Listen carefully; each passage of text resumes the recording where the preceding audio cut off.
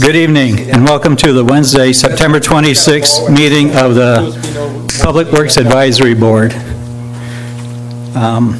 We have a full quorum this evening. Are there any members of the public that would like to make a comment at this time on items that are not on the agenda? Seeing no one at the podium, we'll continue on to the consent calendar. Approval of the minutes of August 15th. Are there any additions or corrections for the minutes of August 15th? I recommend we move to approve the minutes as stated. It's been moved. Is there a second? Second. Jan seconded it. All those in favor signify by saying aye. Aye. Those opposed say nay. Motion carries. Business item 2, the director's report. We'll let Rob handle this one.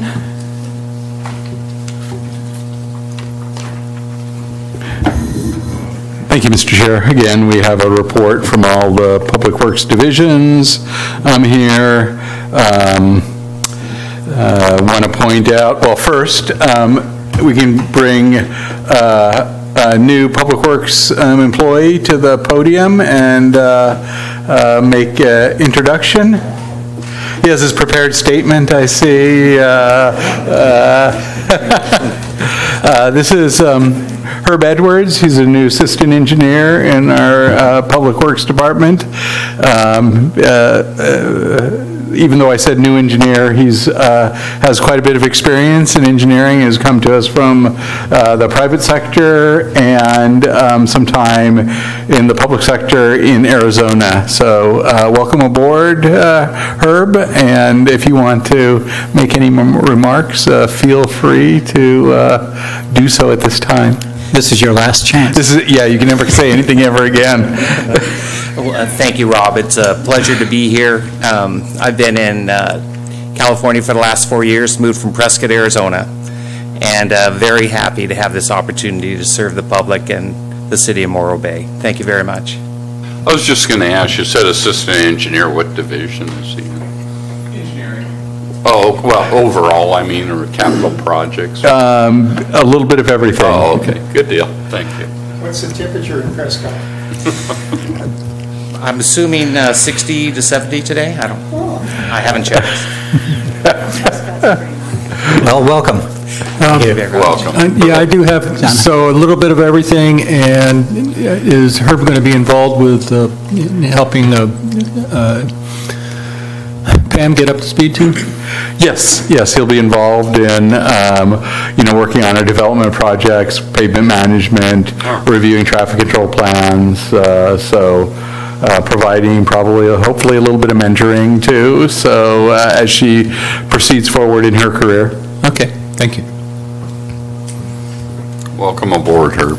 Thank you. My pleasure.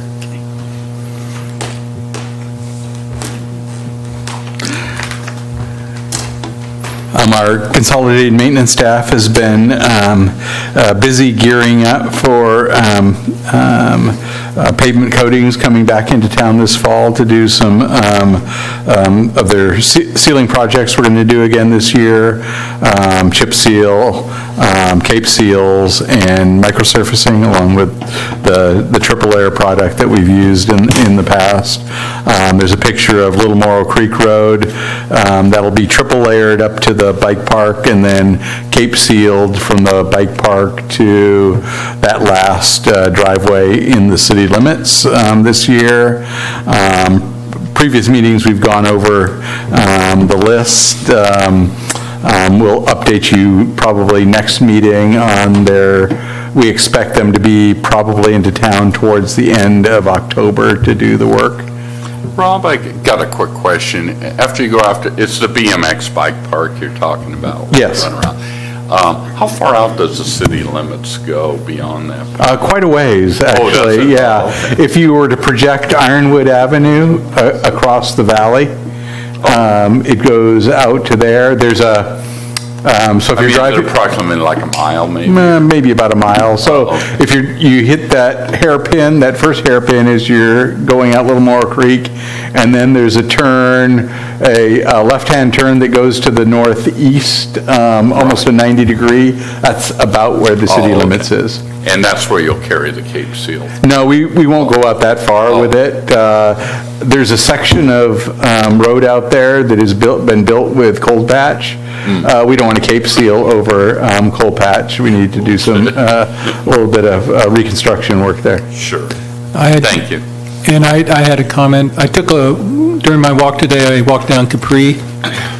You might want to have that one kind of looked at. I don't think it's going to last 2 years before it dissolves.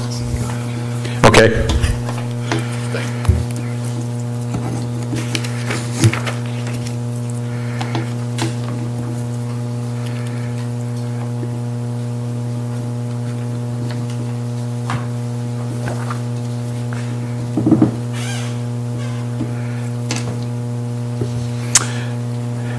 We've done some work in the cloisters with some vegetated clearing. We have an example of a very colorful pie chart in the report that shows the amount of activities in our consolidated maintenance.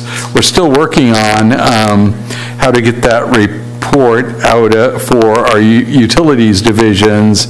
It's not coming out, it's just as colorful, but the lines cross each other, and it's truncating text. So we're still working on ways to best report out the activities that we are logging into CityWorks. I personally like tables and numbers, but I find pie charts not very, they don't help me.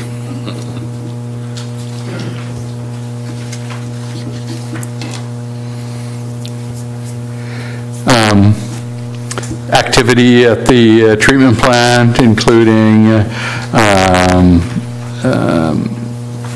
roof replacement at the Elena booster pump, some tank maintenance, and we have 2 new staff members. We didn't bring them tonight in our utilities division. Paul and Grant have started. They've been there 2 weeks, Joe? 3 now. 3 weeks? Are they they're on the water side, correct? Yeah. Were they additions or were they replacements? Replacements. Oh, okay. Hi, Joe. I'm just preparing in case you have more questions.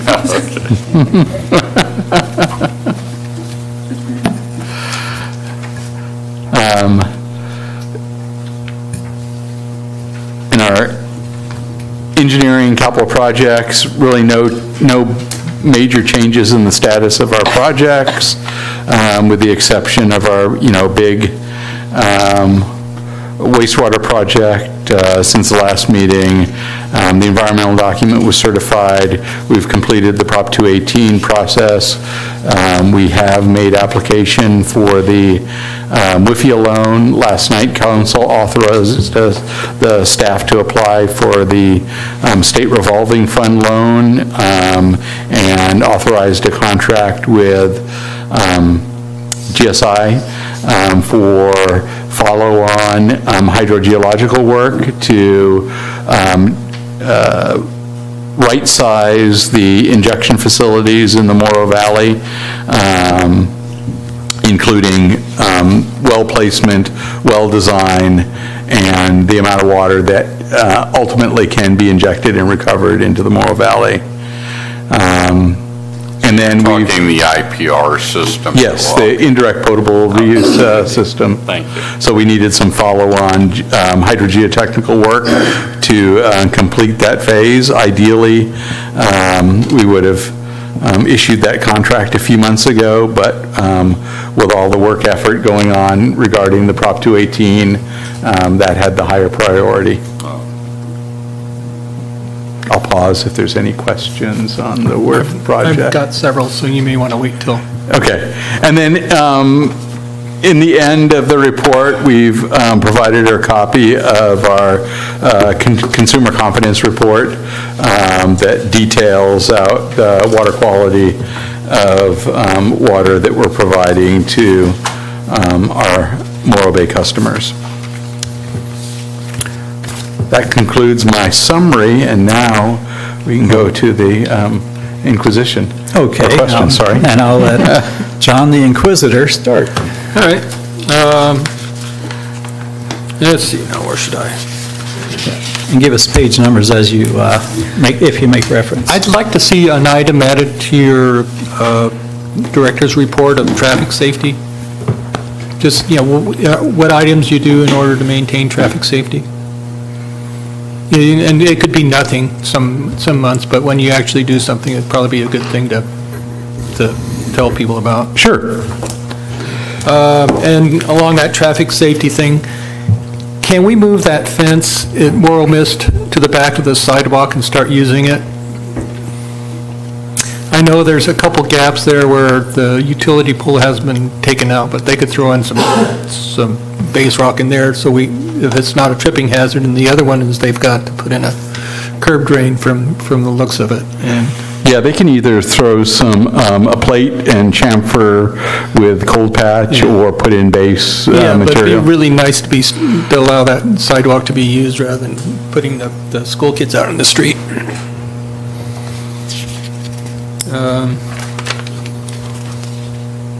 So, you catch that? Yeah. You got my, I like. And we'll get traffic. Did the Resolution 7818 get approved at council yesterday? That's the adopt trolley vehicle purchase? Yes. And then we had a future agenda item to bring back about the disposition of the trolley that we're going to surplus. The mayor brought up the idea of using it as a mobile visitor center. So we may keep it around, but it may be purchased by one of the other city funds. Okay. Let's see. City works work orders. So you're called tailored, but you mean you're just editing whatever it is so it reads the way you want it to read. Is that right? Yes. Where's lift station 2? That's on the Embarcadero. Is that at the Triangle parking lot? Yeah, at the bottom of the Surf Street stairs. That's lift station 2. This is on page 10 for those that are following. Yeah. Farther on down, you got performed routine lift station maintenance. Was that on, which lift station was that on?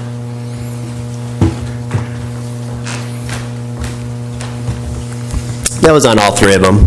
Okay. It just came up for quarterly, our routine maintenance. Quarterly, we go out and we pull the pumps and derag them. So all the lift stations got. Yeah, so lift station 1, we have 3 lift stations. Lift station 1 is at the open area in the Cloisters development. Lift station 2 is at the bottom of the Surf Street stairs. Lift station 3 is at the intersection of Quintana and South Bay Boulevard. Okay, cool.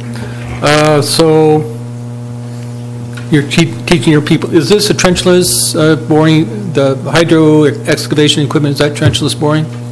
That is. Okay. Let's see.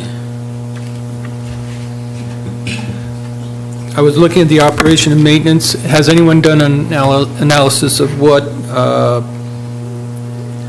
maintenance items which you typically report here won't be needed once the WRF is in place? Or is it just going to be a reduction of how often it happens? Depending on what area you're looking at, if you're actually looking at the wastewater treatment, It says wastewater treatment, yeah. yeah, so all those actually will no longer be done because that plant will be shut down and the maintenance and operations activity will take place at the new wharf. Do you expect maintenance activities to be reduced with the new facility? No, I don't, actually. I expect the routine maintenance actually to increase because there's a lot more mechanical equipment.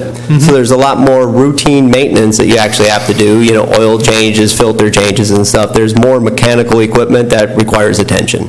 But there will be less worn out. There will be less corrective work orders. There'll be more preventative where we're actually just maintaining that type of equipment. All right. Let's see, I was looking at the stormwater resource plan. I'm not sure,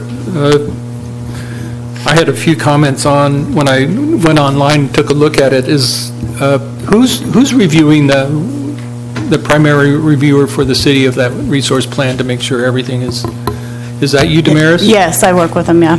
And then it's up for public comment right now, too, so. Yeah, that's why I got like 4 comments, or 4 or 5 things which popped Okay. up. And maybe let me go over these things with you. Are there going to be any limitations to Morro Bay's water supply? I was looking at page 1-14 of that report. No, I mean, so this report really, Morro Bay's part of it is it's a requirement now if you want to apply for grants, you have to have a stormwater resources plan. So that's more of a watershed plan compared to the plan we have. And then it's a way that you can put projects in there. If you have a project you want to go for grant funding, you can put that in there, and it's got, it kind of ranks them and prioritizes everyone's that puts it in there. It's the basis of the whole plan. So basically, it's a mechanism to get funding for projects. Yes. Mm-hmm.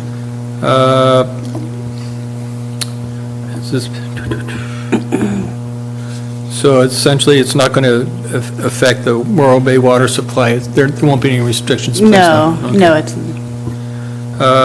Figure 111. Project list. Do we have a project list for Morro Bay, which is in there? Yes, we have several projects in there. Do you think you could? One of them is the boat wash area, kind of infiltrating that water and treating it before it goes into the bay. Another one is the cloisters area and kind of using the area between the pond and the highway and using that kind of for the same reasons. And the other project is escaping me right now. It might be a Green Streets project. Yeah, what's a Green Street? On Greenwood, it takes the water and infiltrates it in certain areas and stuff. Has like bioswales on the side of it. Okay. And is there any chance that these projects will receive much funding, or is it? Well, we actually just applied for a grant for the boat wash area. I don't think we got it. We actually had to group it with a couple other projects, and it was part of a parks grant, actually. So basically, these would go in with the airborne plans and throughout the whole county, and then whenever you have grant funding that you want to go for, you pull them out of there and apply Kind of for like them, so. that street, the local street thing the county does where certain projects are picked for funding? Is that the same sort of process? Is the county going to be selecting, or who selects the projects for The funding? projects, any project can get put in there, and then it just gets ranked in there, but if it's ranked high or low, it doesn't matter. You can still put your project in there. You just can't apply for Prop 1 grant funding if your project's not in there. Okay. Morro Mist, I talked about sidewalk. New WRF. So I was at the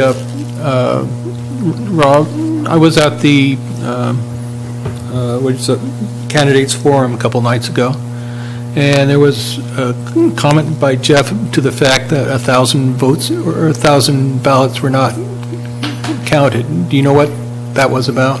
So there were, at the public hearing, a couple individuals brought up 1,000 ballots and said that they were collected prior to the release of the rate study and the advertisement of the proposed rate surcharge, based on a resolution that the city adopted prior to starting the 218 process, that made those ballots invalid. So the council followed their own resolution that they had passed and did not count those ballots. Is that what the Howard Jarvis Foundation is going to be looking at? Or? They'll probably be looking at a lot of things. Okay. And then the last question I have is, so we got the WIFIA loan, which that's worth about $20 million in reduced carrying costs, and what about the SRF loan? If we get that, how much does that reduce the carrying costs for WIRF? It reduces the rate by $7 a month, so it goes from 41 to 34. So how many millions of dollars does that translate to? 22 million, wasn't it, is what the SRF is worth?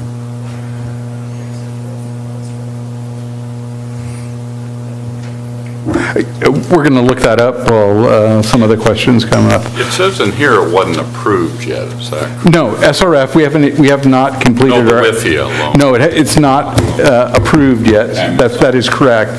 We've made application. Right. They've indicated that as long as we have a complete application and meet all the requirements, the funding is available. So, It's not a slam dunk. it's not a slam dunk. It's about as close as you can get, though. And what's the timeline on that? They will not fund until we show the project fully funded.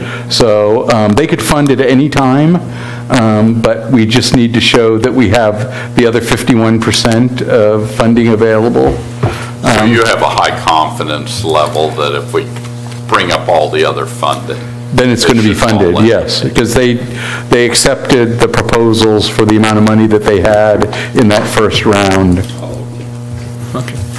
I'd like to, well, while you're on that, I'd like to ask if the people that are challenging the 218 vote, is it similar to an election that if they want to challenge, then they have to, they have the opportunity to challenge and have the votes validated, but they would have to pay for it if they don't succeed? The Prop 218 process for rates is not an election, so we don't follow the election rules. Okay. So there is no Challenge. council decision has come and gone. So it would be a court issue? Exactly. Okay, thank you. And I'm not going to speculate on what's going to happen in Of course not, yeah. Sue? Okay, question on operation and maintenance. We got respond to 4 after-hour call outs for plant chlorine. How do we get the calls out? Do they come Wi-Fi to you, or does the system call you, or do you call it, or what happens with that, Joe? No, the actual system calls us. It's through a computerized auto dialer, but it is through the phone line, and then the on-call operator carries a cell phone. Okay, so anything that happens there is logged in automatically, so you can see what the history is and so on with that, right? Yeah, absolutely. So we track the chlorine continuously, and then we have a high and a low where it alarms out. And we actually have those alarms set well before any of the violations could potentially occur. So we're well within our safe realms on those. Okay, you've got a note here that says replace Cummins sludge pump run time clocks. Time clocks, are they digital time clocks or are they click? They're just like the old sprinkler time clocks with little pins. You know, it's still old school down there. So you just basically put the number of pins on for the number of minutes that you want that sludge pump to run. And they were just wore out. So relatively cheap items. I think the time clocks were, $50, maybe $75 a piece. Relatively cheap. Okay. Do they typically fail once a year, twice a year? No, the ones that were in there were probably in there somewhere around the 5 to 7 year time frame. They're still industrial time clocks. They're in metal cases, but the corrosion and the salt air in this area really do take its toll on them. Okay. What are sparge or tubes, if I'm pronouncing it right? Yeah, so that's in one of our digesters. So what they allow is they actually allow for a mixing of the sludge by the gas itself that's being produced. So as the sludge in that digester decomposes, it actually rises up. The gas is lighter than the sludge material. So the sparger tubes actually inject that gas back down underneath to the bottom of the digester, and as it rises back up through that sludge, it mixes that, the components of that unit. Okay. What's a grit chamber? So the grit chamber is the picture that we actually have on there. So that's one of the first areas that the influent flows actually come to. With this being a lot of sandy soils in this area, the sewer lines do collect a lot of sand and grit coming into the system. So what we do is we actually bring it into that chamber, aerate it, the heavier grit and sand settles to the bottom, and we're able to remove it at that time instead of pushing that grit and sand through all our pumps and wearing them out. Is that a hazardous waste that you have to haul off someplace? It is. It does get hauled off to the landfill. What's going on with Sonic? I thought that was approved and going. I'm ready to eat hamburgers. The Planning Commission did approve the project. It's, they're going through plan check right now, and we're waiting for them to resubmit.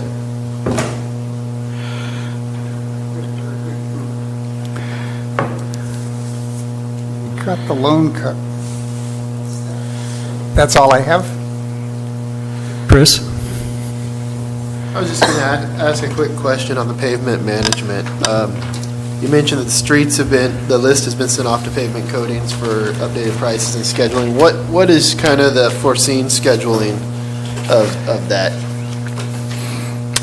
I would anticipate something near what we did last year.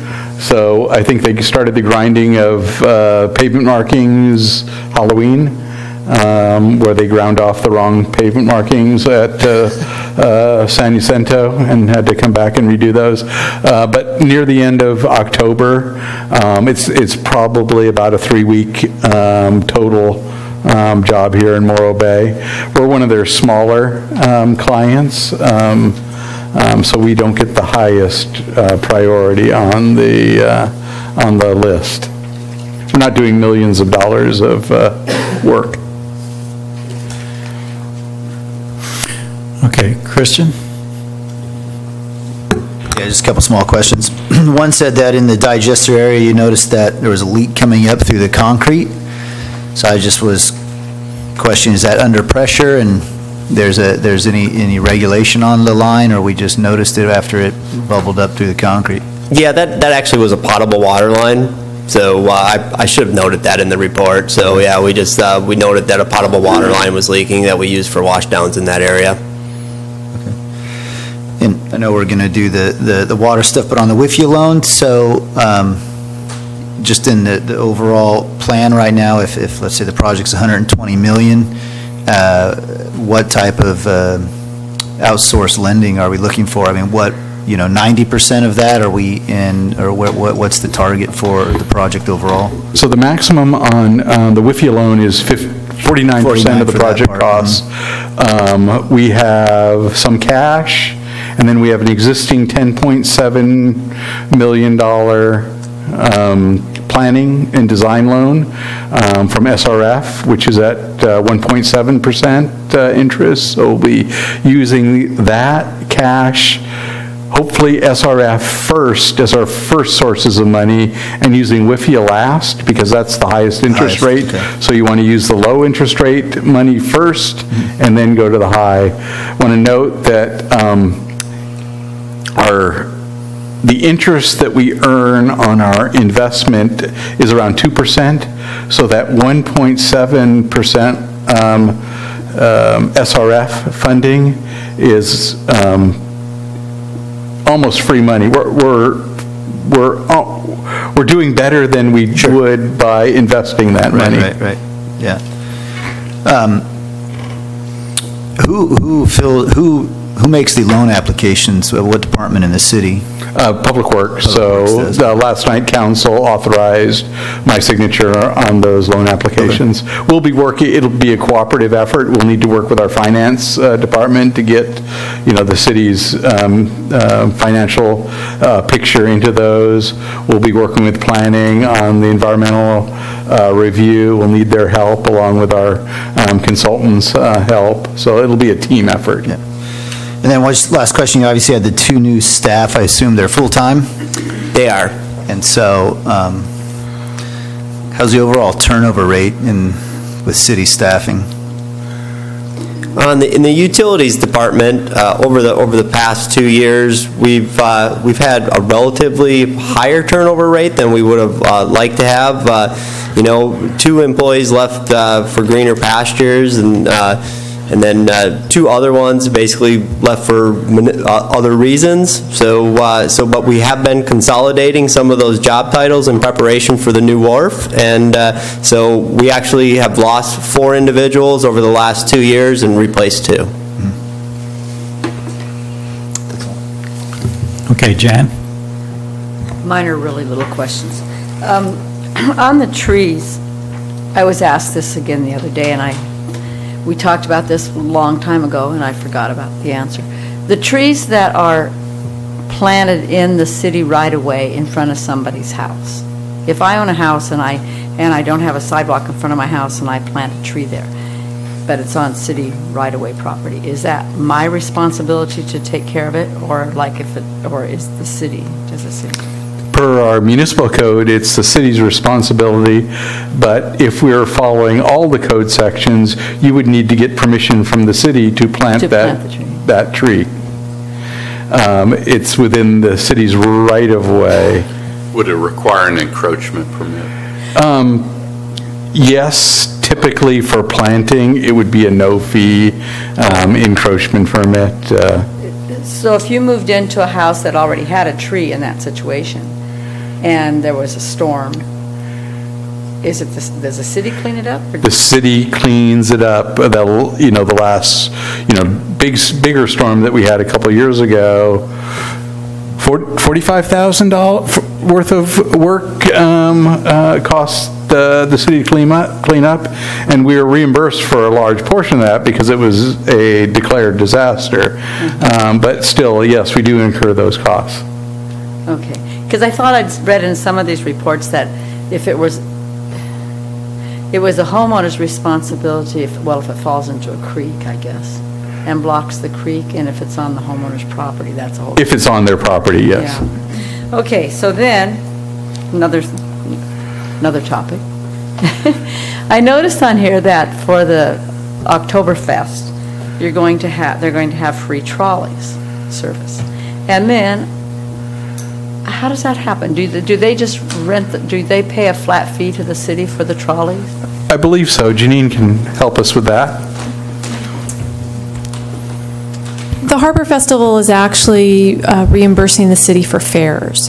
So in order to have that be a free service for that day. So we'll be counting how many passengers we take on the trolleys that day, and we calculate a 2 or 3 year average that each year we come up with, here's the amount of fares that you would be reimbursing us for. Okay. So they're not renting it, they're just paying you for the fares? Correct. Okay. It's actually, Harbor Festival weekend typically has been the last operating days for the season. And over the years, they've been paying for the fare reimbursement in order to have it be free for their event. So do they pay that out of their funds, or does that come out? That's out of the Harbor Festival. Okay. Then are all 3 trolleys going to be running their regular routes for Yes. that festival? Yes. And usually what we do is have the waterfront trolley, because of the way the road closures are now, will kind of do a little bump up and around at the Dorns area. And the other 2 routes, the north route and the downtown route that don't come near, will come down to Olive and Morrow, and they'll have a stop there right at Dorns, at the Centennial Stairway, so that every route will have access to the event. Okay, thank you. And then my other just a little interesting thing, there's said on here that you built a kiosk in Study Hall, installed a large aluminum frame kiosk on the front of the building. So do you mean the bulletin board that's on the front of the building? Because I went and stood there and looked for a kiosk. Yes, it is an enclosed bulletin board. Thank you. Okay, Steve. In any case, I only have one question. It's either going to be to Rob or Eric there. And because we haven't had many RoofCAC meetings during the 218 process at all, I did have a quick question, and it's basically on Waterworks progress with the crossing the town line and the lift station and everything else. Have they been actually working through while the 218 process was going on? Were they on hold? Are we closer to having a number of, we know what it's going to cost to build a plant. That's the $64,000 question for me, is how much is it going to cost to get across the town, basically, and how close are we to having actual plans put out to bid? So they have been working on it. We have a meeting with them tomorrow, as a matter of fact, to take a look at some of their interim deliverables. I think they have their project design report that's due November, end of October. A certain percentage progress in preparation? I mean, are they at 20%, 50%, Where do you feel? Probably about a 30% design report. So this project design report will allow us to make decisions on some of the alignments, whether it's a single lift station or multiple lift station project. And then they can proceed to final design at that point. And probably it's my own memory and I don't remember. When do you honestly see yourselves putting this out for the actual pulling in for RFP, or actually the bid process? The bid process for, is that summer of next year? Oh, okay, so it's that far out, okay. Yeah, construction that following fall. We're trying to avoid the peak season for construction, although, a lot of that area that will be disturbed, it really doesn't matter what time of year we will be, there will be an impact to Quintana Road, and as we complete the project design report, we'll be doing more outreach to those businesses, sharing traffic control plans, schedules. We do not, at this point, plan or anticipate a complete closure of Quintana. There will be one-way traffic control for portions of it. Yeah, I would think you honestly would have to require that. So basically, the plan itself will start prior to the construction cross town, is that correct? Probably about the same time. Oh, okay. So you're looking at maybe late summer next year? Yes. Okay, that's it. Thank you.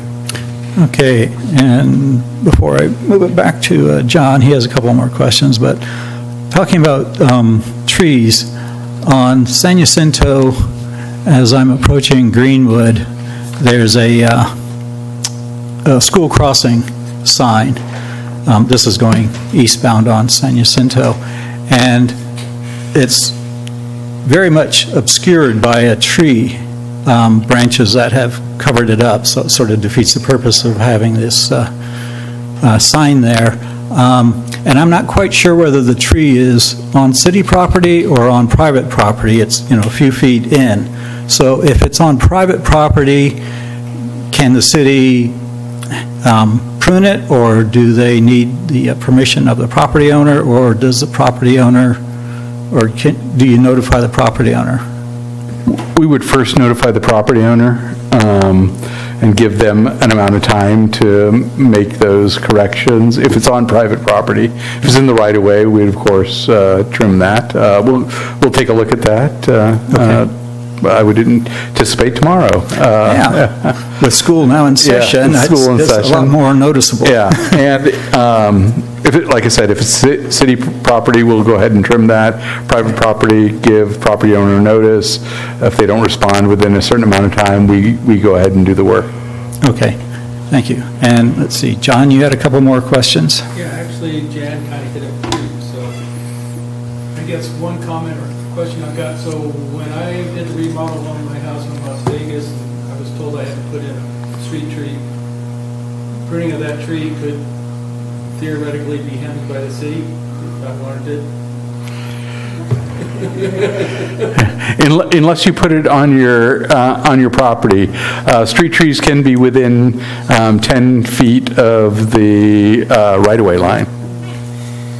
Okay, well, all I know is Las Vegas has got a 25-foot wide paved area and 60-foot wide runway, so it's hard not to do any sort of landscaping there. From what I can tell, everybody's moving into the right-of-way. A very common occurrence around town. And then the other thing, thank you for the kiosk. I had no clue what that would be. And then, which rock are In reference to? I'm going to have to look.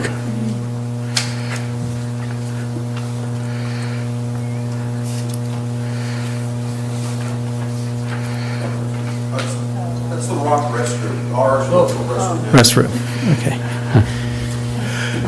Okay, and how far out did you put the slurry seal on? The entire existing asphalt. But it's just the asphalt Correct. close to it? Because if I remember rightly, the path kind of goes up to the beach a little bit and stuff like that too. Yes, all of the existing asphalt was just re-slurry coated and painted. Okay, are there any additional questions? I think Jan said she has one also. At the last meeting, we were talking about sidewalk repairs, and I mentioned a sidewalk on Main Street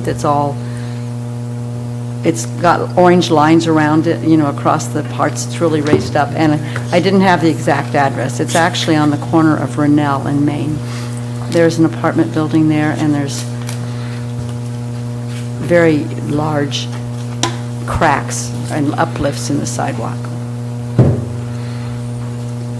Thank you. One. You might get an answer. I don't know about that one in particular, but I can answer a generalized question. Yes, we do mark the raised areas with orange paint. There's several of those throughout the town, probably dozens of those throughout the city. Right now, staff is fully engaged in other activities. Priority one right now is to stay ahead of the streets maintenance coming into the street treatment project. So we anticipate to be done with that in a couple weeks. We'll be able to get back on other tasks such as sidewalk repairs. So if it's marked orange, it's not only just a warning, but it might imply that something will be done to it. It is absolutely a warning, yeah. We do have lists of those areas. We don't actually have a schedule when we're planning to break those apart and re-pour the concrete. Thank you. Any other questions? Okay, then. Thank you also for giving us a printed copy of the water quality report. With that, we'll move on to item B2, which is the One Water Plan Update. And Eric Caceres, Corolla Engineers, is going to be walking us through a presentation. This is interim deliverable with multiple chapters of the report prepared that you received hard copies of. Next step will be to complete this out, and we're looking for perhaps a joint City Council Public Works Advisory Board meeting to review the final document. How would you like us to proceed as far as questions and comments? Do you want this to be done by sections, or hold everything to the end, or just randomly shout out? So that we move along at a proper pace. We can stop at key points and see if there's any questions up to those points, and then continue to move on. It doesn't appear that we're going to be taking public comment on this item unless somebody rushes down here and comes into the room, and then at that point we would take public comment. But we will proceed maybe by a few slides at a time, stop, take a pause, questions, and then continue on. How does that sound, Mr. Chair? Does the rest of the board, can you hold your tongues until then? for the proper pause. Thank you.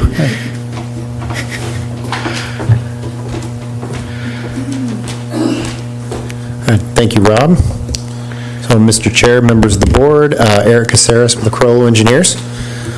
So as Rob mentioned, we're at a bit of an interim deliverable. We have a number of the chapters that we've delivered. The stormwater analysis is a piece that is the last piece that we need to complete. And so, as I was speaking with Mr. Irwin earlier about some of the questions he had sent, which we can go over those here after the presentation, there's a couple of key chapters that are missing because parts of those have to do with the stormwater system, and I'll go over that as we go through the presentation. So Chapter 5 and Chapter 7, or excuse me, Chapter 5 and Chapter 8 are the big ones that are missing, and we'll talk a little bit about that.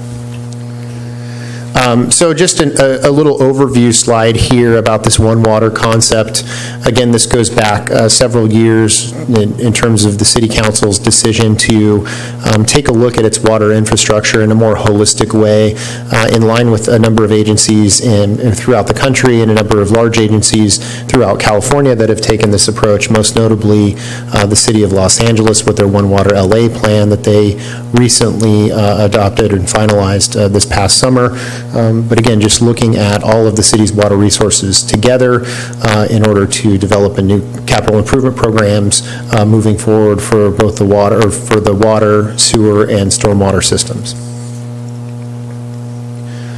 So what are the objectives of the One Water Plan? And the presentation is going to follow kind of these individual components, and I'll stop at the end of each component and we can talk, if you have any questions, we can address those.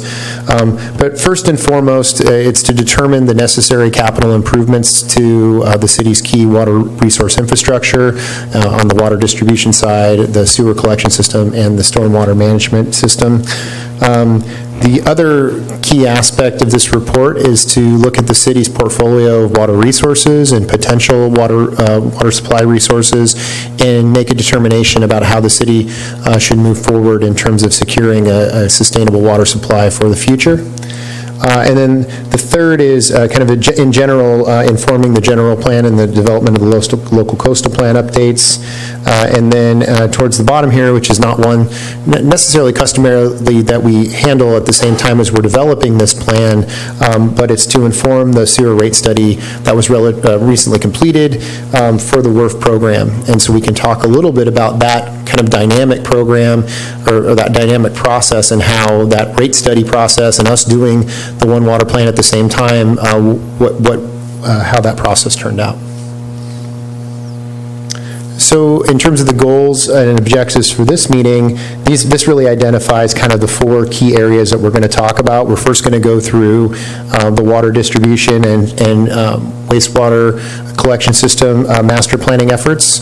We're then going to go through what we've completed thus far on the stormwater system in terms of identifying the deficiencies in the existing system, and then we'll go through the water supply. We'll finish with the water supply evaluation, and then the results of the water supply evaluation. We'll end with that. So in terms of the water master plan, what I have up here is a list of the different steps that we go through when we develop a water master planning document. And it really starts off with a pretty robust data analysis. And really even before that, it starts with a very robust data ask. We put together a long list of things that we need to get from the city, and we submit that to the city, and we take that data and we do our analysis. In terms of the water master plan, one of the key elements that we look at is demand projections. So what is the city's need for potable water as we currently and then as we move forward? We then develop a hydraulic model of the existing water distribution system, and we calibrate that model using a number of different techniques that we'll talk a little bit about. We go through the planning and design criteria, so what are the criteria that we're going to use to determine if a component of the water distribution system is either in good condition and it's going to serve the future needs of the city, or if it's what we call deficient, and we'll go through some of those. We look at the existing and the future system, so we take the model and we subject it to the demand conditions that we've identified, and we figure out if there's any deficiencies. Once we identify those deficiencies, we categorize those as either current or future deficiencies. We go through and we develop recommended improvements to fix those deficiencies, and then we develop a cost for those recommendations, and that rolls up into a capital improvement program that we then phase over a 20-year time period. I have a quick question. Sure. If I stop you. I don't follow the whole One Water name. I don't know if that's just a new name for general plan updates of the water and sewer system for most towns. Is this over a 5-year planning period that has to be updated at that point in time for the state, or is this something that's going to go out further in the future? Now, this is a 20-year planning horizon for the capital improvement. So you don't need to re-update it every 5 years?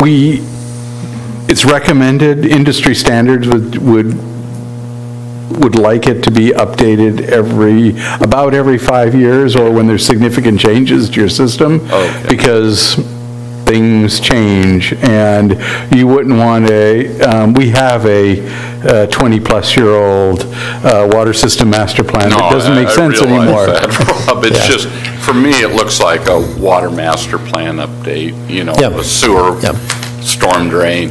The One Water concept for me, I assume this is just nomenclature for trying to tie all three together. It is, and the fact that we're doing, really what makes this the One Water plan, and rather than, if this was 5 years ago, what we would call it in the office would be a triple master plan, is what we would call them. It's a water, sewer, and storm master plan.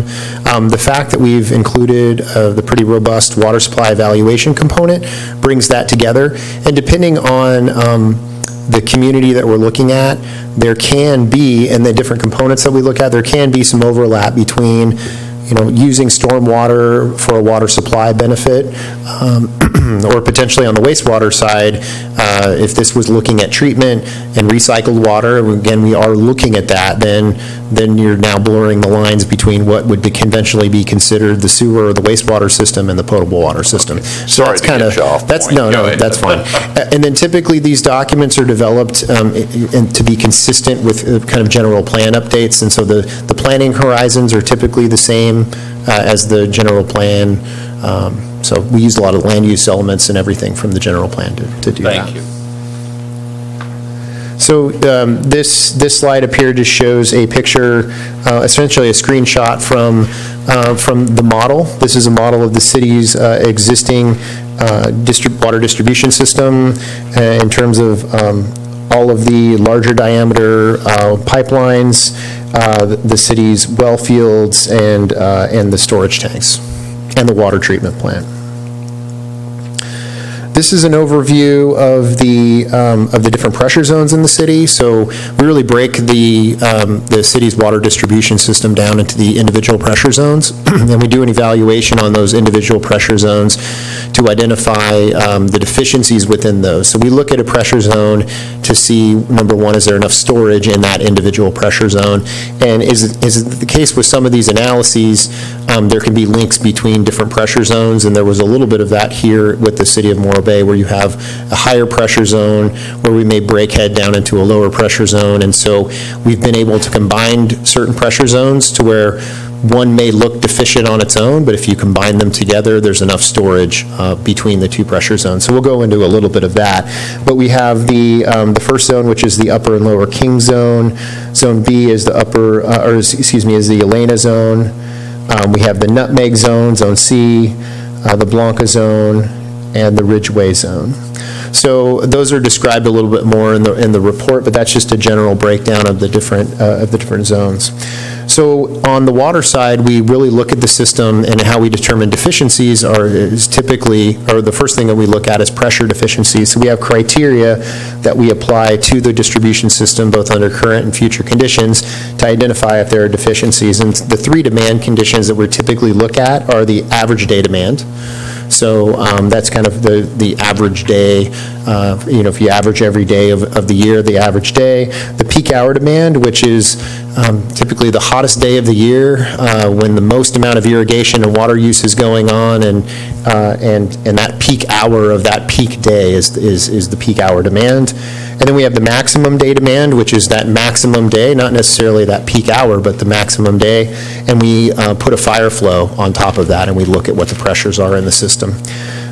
So this is showing kind of the minimum pressure criteria that we use for the peak hour, and I'll go through some of the planning criteria here is 40 PSI. So you can see that under the peak hour condition, the majority of the system is green, which is good, which means it's above the 40 PSI. So I got a little bit ahead of myself, but pressure criteria that we use to evaluate it, what we use to evaluate the city's distribution system is consistent with industry standards. So again, we apply that peak hour demand condition over the whole system, and we look at individual areas where that are less than 40 PSI. So we would expect during the highest demand period of the year, absolute highest demand period, we would still be above 40 PSI throughout the system. We then look at the maximum day demand condition. Again, we apply the fire flow on top, and we want to make sure that we have a minimum of 20 PSI under that condition. And then really during average day demand, because we need to maintain high pressures, higher pressures during high demand periods, what's going on during the lower pressure periods? There we can worry about things like excessive pressure.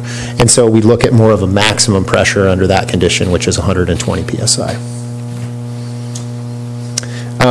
We also use pipeline velocity as a measure of deficiency. We typically use different criteria for looking at existing infrastructure versus when we plan and recommend an improvement, we have a different set of criteria that we use for new infrastructure.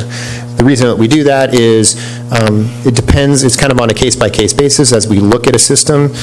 If you apply too stringent of a criteria, it can look like the whole system is deficient. So it's one of the things that we look at and use our judgment and work with staff to figure out what the right criteria are. But in this case, we looked at all the pipelines, the existing pipelines in the city under the current and future demand conditions, and we said a pipeline is deficient if the velocity in that pipeline is over 8 feet per second during the peak hour. Now, over 8 feet per second, yeah. Why? That's what we would consider excessive velocity, essentially, higher head losses and those kinds of things. However, if we look at something and we say, okay, we need to run a new pipeline out to a new area of town, we use a more conservative 5 feet per second for anything under a 16-inch pipe, and 4 feet per second and anything over a 16-inch pipe for planning new infrastructure. So we don't say, we're using 8 feet per second to determine if something existing is deficient, but if we're putting in a new pipeline, we use a somewhat more conservative velocity. Most of the pipes in this town, I'm unfamiliar with the infrastructure, is mainly asbestos cement for most of it, or is it? Yes, that's correct. It is AC, okay. Yeah. Thanks. There's not, I don't have a breakdown. I have a breakdown somewhere of the individual pipelines in the town, the distribution based on diameter and everything else. I don't think there's a terrible amount above 60. But when you look at upgrades, you're looking at like Blue Brood or one of the PVC? Yes. Yes, okay. Yes, C900 PVC is what their standard is. Yeah. I've got a question. Sure. Getting back to the pressure in the pipes. Yeah. I live on Hemlock, and we frequently have pressure lower than 20, sometimes 15. And when we revamp the system and so on, are we going to bring the other tie-ins, laterals and so on, up to pressure with the new system? Actually, we haven't identified a lot of new improvements to the water distribution system. There are some improvements that we'll go through. Those individual pressure issues are something that we can look into. You want to answer? Something to add there? Yeah, actually, I know we've been out to your house numerous times and looked at the pressure, and really where your pressure really drops is that second story, that elevation. So at the street level, we're still meeting minimums. When we get to those two-story level in that area, that's when we really start seeing those issues. So Joe, the minimum is 20 pounds. Is that right? Yeah. Because I put a gauge down there, and sometimes it's not quite 20. But when I gauge it upstairs, you're right. It's 15 or... Yeah, that's when it really drops. And like I said, I know we've been to your residence numerous times and have checked that for you, and it's just that second story when they start going up, and then the smaller diameter pipes, you get a lot of loss in that. And some of my neighbors have boost pumps in, and when their boost pump comes on, of course, my pressure goes to almost nothing. And is it legal to put boost pumps in the system? Yeah, the plumbing code does allow. In fact, it's required for example, on Nutmeg Avenue, where you're just down below the base of the tank, they have booster pumps that are required to provide enough pressure not only for the domestic side, but for the fire system. Does that create cavitation at all as you're going through the meters with a booster pump trying to get it up?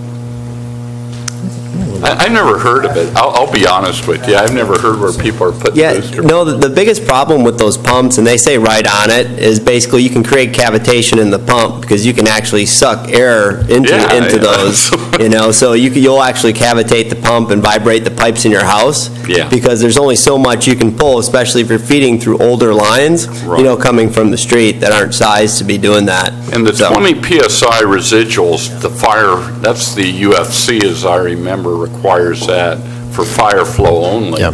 I was understanding it's 40 PSI 40 would be, minimum 40 would in be the town what we would shoot the for. services to people. And that can be a somewhat idealized situation that we don't always, for all of the systems that we looked at, that's not necessarily the criteria, but the kind of the baseline criteria is 40 PSI. There are situations where we've gone lower than that. You're right. Because of just some of the 20 fundamental sounds limitations. very low for residential. 20 is, 20 is low. No, the idea is that it would be somewhere around 40, and then you have a fire and it would go down to 20. And but 40 you wouldn't want works to for operate at most 20. people. Yeah.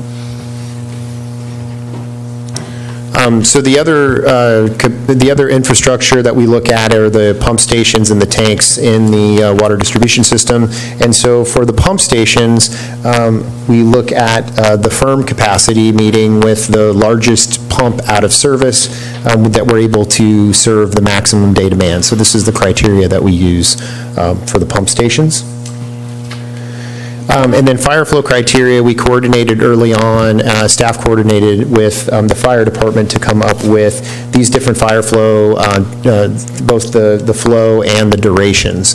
And so we were able to, essentially the way that we look at it is we look at it on a by zone basis, and we apply the most restrictive, essentially fire flow requirement. So for example, if we have a public facility in one of the zones, if we have a public facility and we have a commercial facility in one zone, we would run the analysis using that 4,000 gallons per minute for 4 hours on that zone, since that's the most restrictive condition.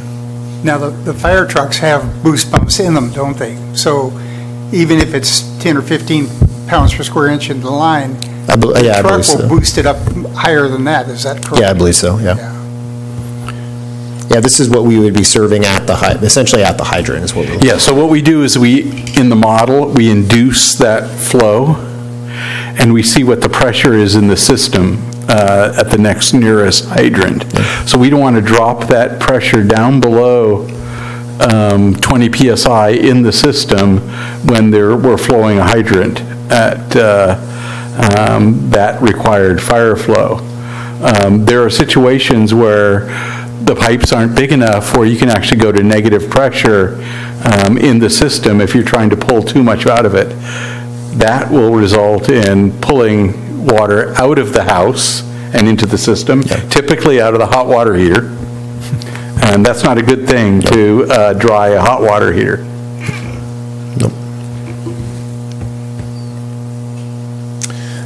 So then, in terms of storage, again, we looked at the storage in each of the individual zones. Storage is really made up of three components. One is the operational component, so what we would expect to be kind of fluctuating on a twice daily or a daily basis, depending on how the zone operates. The fire storage, and then some amount of emergency storage.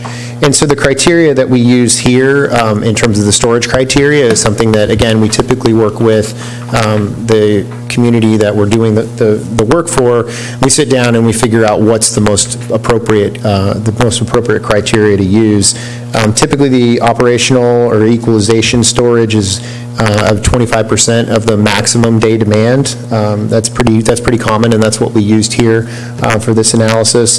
The fire suppression storage is equal to the maximum required for the flow per zone. So again, looking at the individual zone and looking at what condition governs. Is it a public facility? Is it a commercial facility? Is it just all single-family residential? That's how we determine the required fire storage in each zone. And then emergency storage is 150% of the average day demand.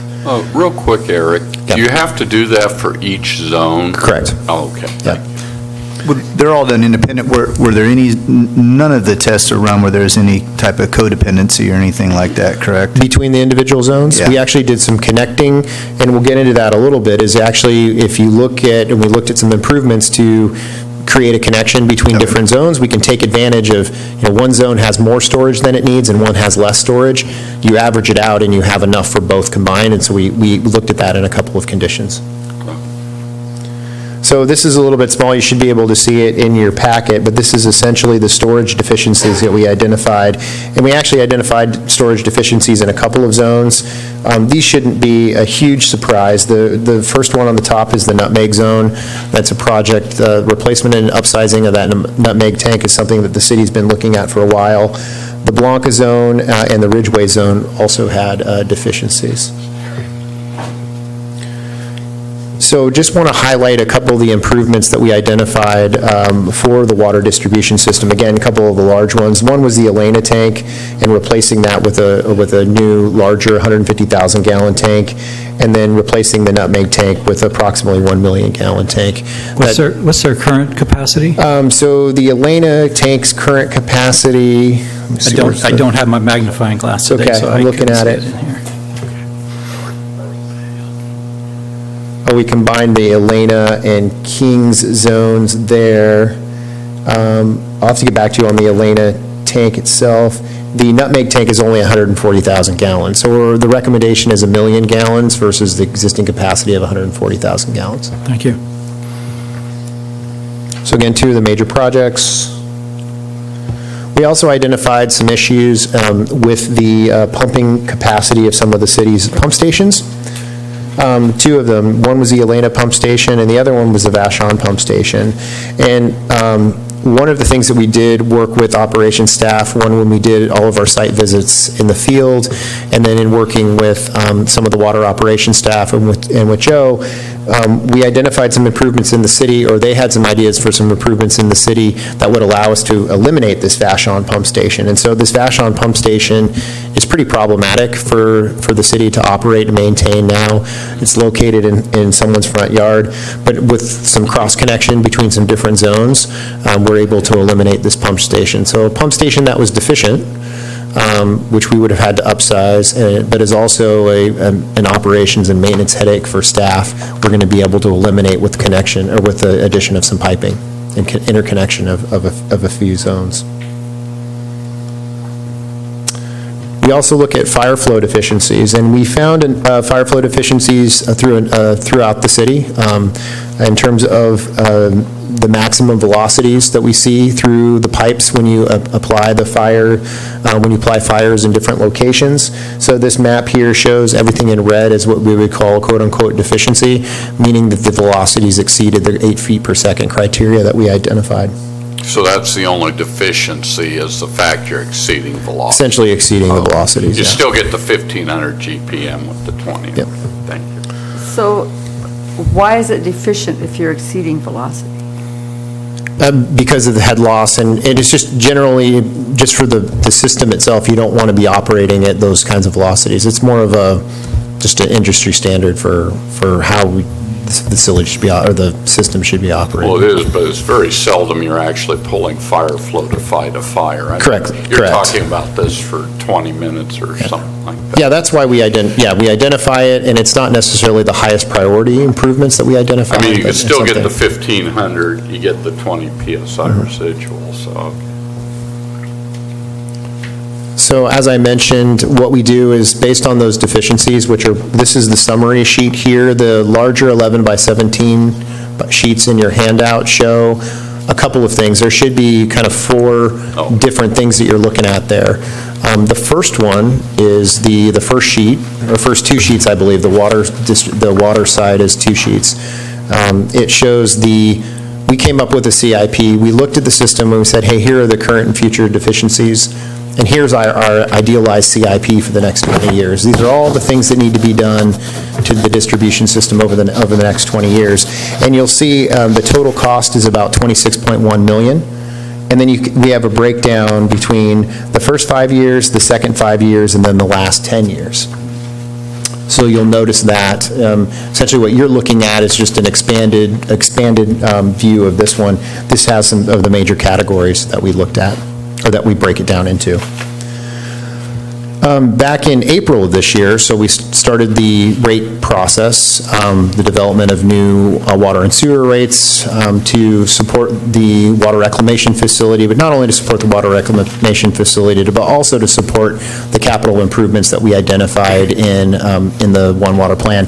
So the city manager created a Blue Ribbon Commission consisting of 4 individuals in the community that the WRF program team, myself, city staff, our rate consultant, all worked together with their main goal was really to try to make the WRF and the other improvements to the city's infrastructure as affordable as possible.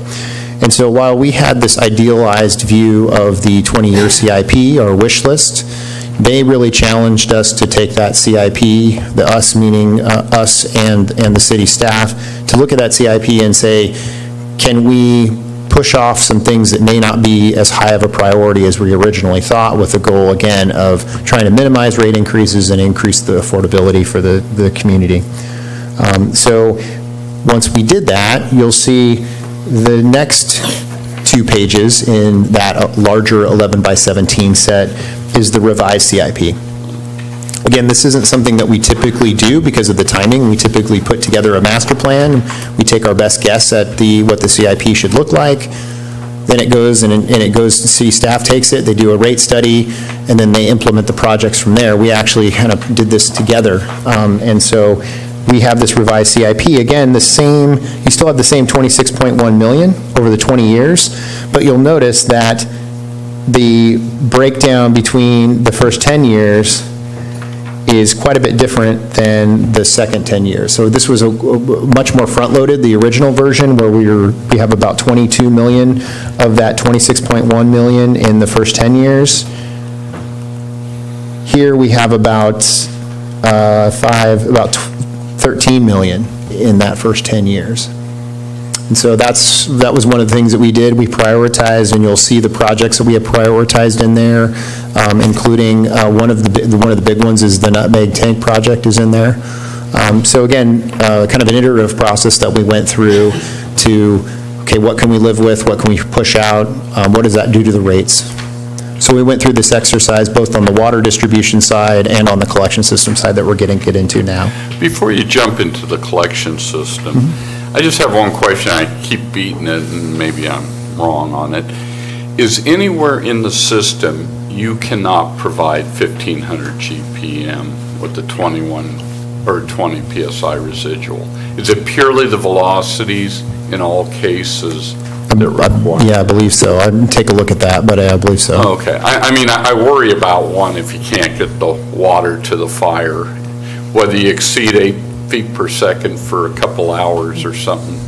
I don't know why, I don't lose sleep over that. No, I'll definitely get back to you. I'll look into that and just double check that. Fair enough, I'm not trying to put you on Yeah. the spot. And we did keep some of the fire flow, I believe we kept some of the fire flow improvements in that first 10 years, so. Oh, yeah. okay. I guess part of that is, you say there's fire flow deficiencies, so deficiency, is kind of a negative connotation. And then you step forward and you show in those first 5 years, $0 spent on fire flow improvements. So I just know that the project's fairly polarizing, or, it's gone from disagreements to a little bit of aggression in the town with all the constituents. So, you step up and say, hey, we have a deficiency in fire flow, which, really feels like a safety hazard. And then you're saying, but we're not going to address that in the first 5 years. So it just rolls out. I think it's the way it feels. Chris is right. Yeah, the term deficiency is kind of, we use that as a blanket term, anything that doesn't meet the criteria that we've identified. If the fire department can't keep their pumps flowing, that's a problem. The other thing, whether you exceed the velocities, that is a concern long-term, but it's for such a short period of time.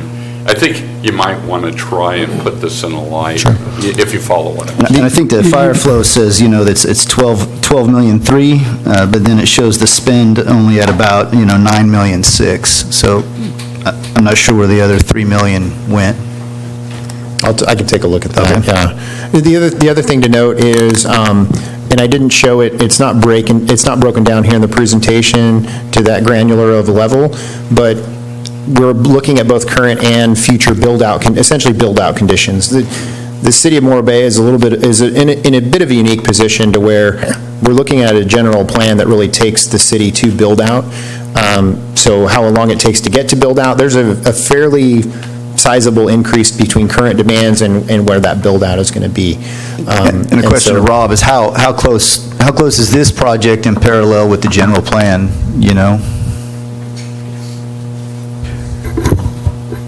They're both consistent with each other, so we use the population numbers from the general plan. So we're taking it to it's estimated at 2040. I don't know if we'll actually get to build out in 2040, but the 12,200 population is really the key. Well, it's also a small percentage when you truly think of the growth in this town. I mean, this is a very low growth town. It's about 2% a year. Yeah, is it that much? Okay. But yeah, I can get you some more information. If it's not in the report, I'll take a look at what's in the report and we can get some more information on the fire flow. You might want to label it as something other than, like for fire capacity or something like that. Yeah, the word deficiency sounds like you're not getting enough water to the spot. That's what I was concerned. Engineers, we think in black or white. It's either okay or it's deficient. You got it. So on the collection system side, and I'll go through some of these slides fairly quickly because it's a fairly similar process in terms of we rebuild the city system and take the GIS information and we import it into the model. We do an evaluation of the wastewater generation and we do that. And we also develop, as we do on the water side, some planning and evaluation criteria that we use to subject the system to again figure out what the deficiencies are. Once we identify those, we recommend improvements to fix them, and then after that, we develop the CIP, similar to the water side. So again, this is the model of the city's existing sewer system. Again, what we're interested here are the gravity pipes in the ground, and then the city's 3 lift stations, and we'll go through a discussion of that infrastructure. The one thing that we do is with the sewer system, because of inflow and infiltration, the influence of stormwater on sewer flows, is we actually apply a design storm to the model, and we can predict what the flows in the collection system are based on that design storm. For the city of Morro Bay, again, this is kind of industry standard, pretty consistent. It's a 10-year, 24-hour storm that we subject the system to in order to understand what the peak conditions are in the sewer system. So again, the peak flows in the sewer system are governed by wet weather. as we had the velocity criteria for the water distribution system piping, for gravity sewers, we use a little bit different criteria. We looked at the city system, and there's a couple of different well-accepted criteria that we use to, again, determine deficiencies of the gravity sewer system. One would be if we keep all of the flow in the pipe. So some cities will use that as a measure of deficiency. So once we start to get water that's going out of the pipe and into the collection system manhole, that was what we would assume deficient. The other commonly used criteria is 5 feet below the manhole rim, so it's 5 feet from essentially the street. So we let water back up in the collection system up to 5 feet, and then another would be 2 feet. I've seen more extreme cases where they've let it, actually certain manholes surcharge and other things, but, or spills, but that's not very common. So for the case from Morro Bay, we're using 5 feet below the manhole rim. So essentially any pipe where the flow is getting such that the water is less than 5 feet from the street level would be termed deficient. Just a quick question. Is there anywhere where the manholes are less than 5 feet deep?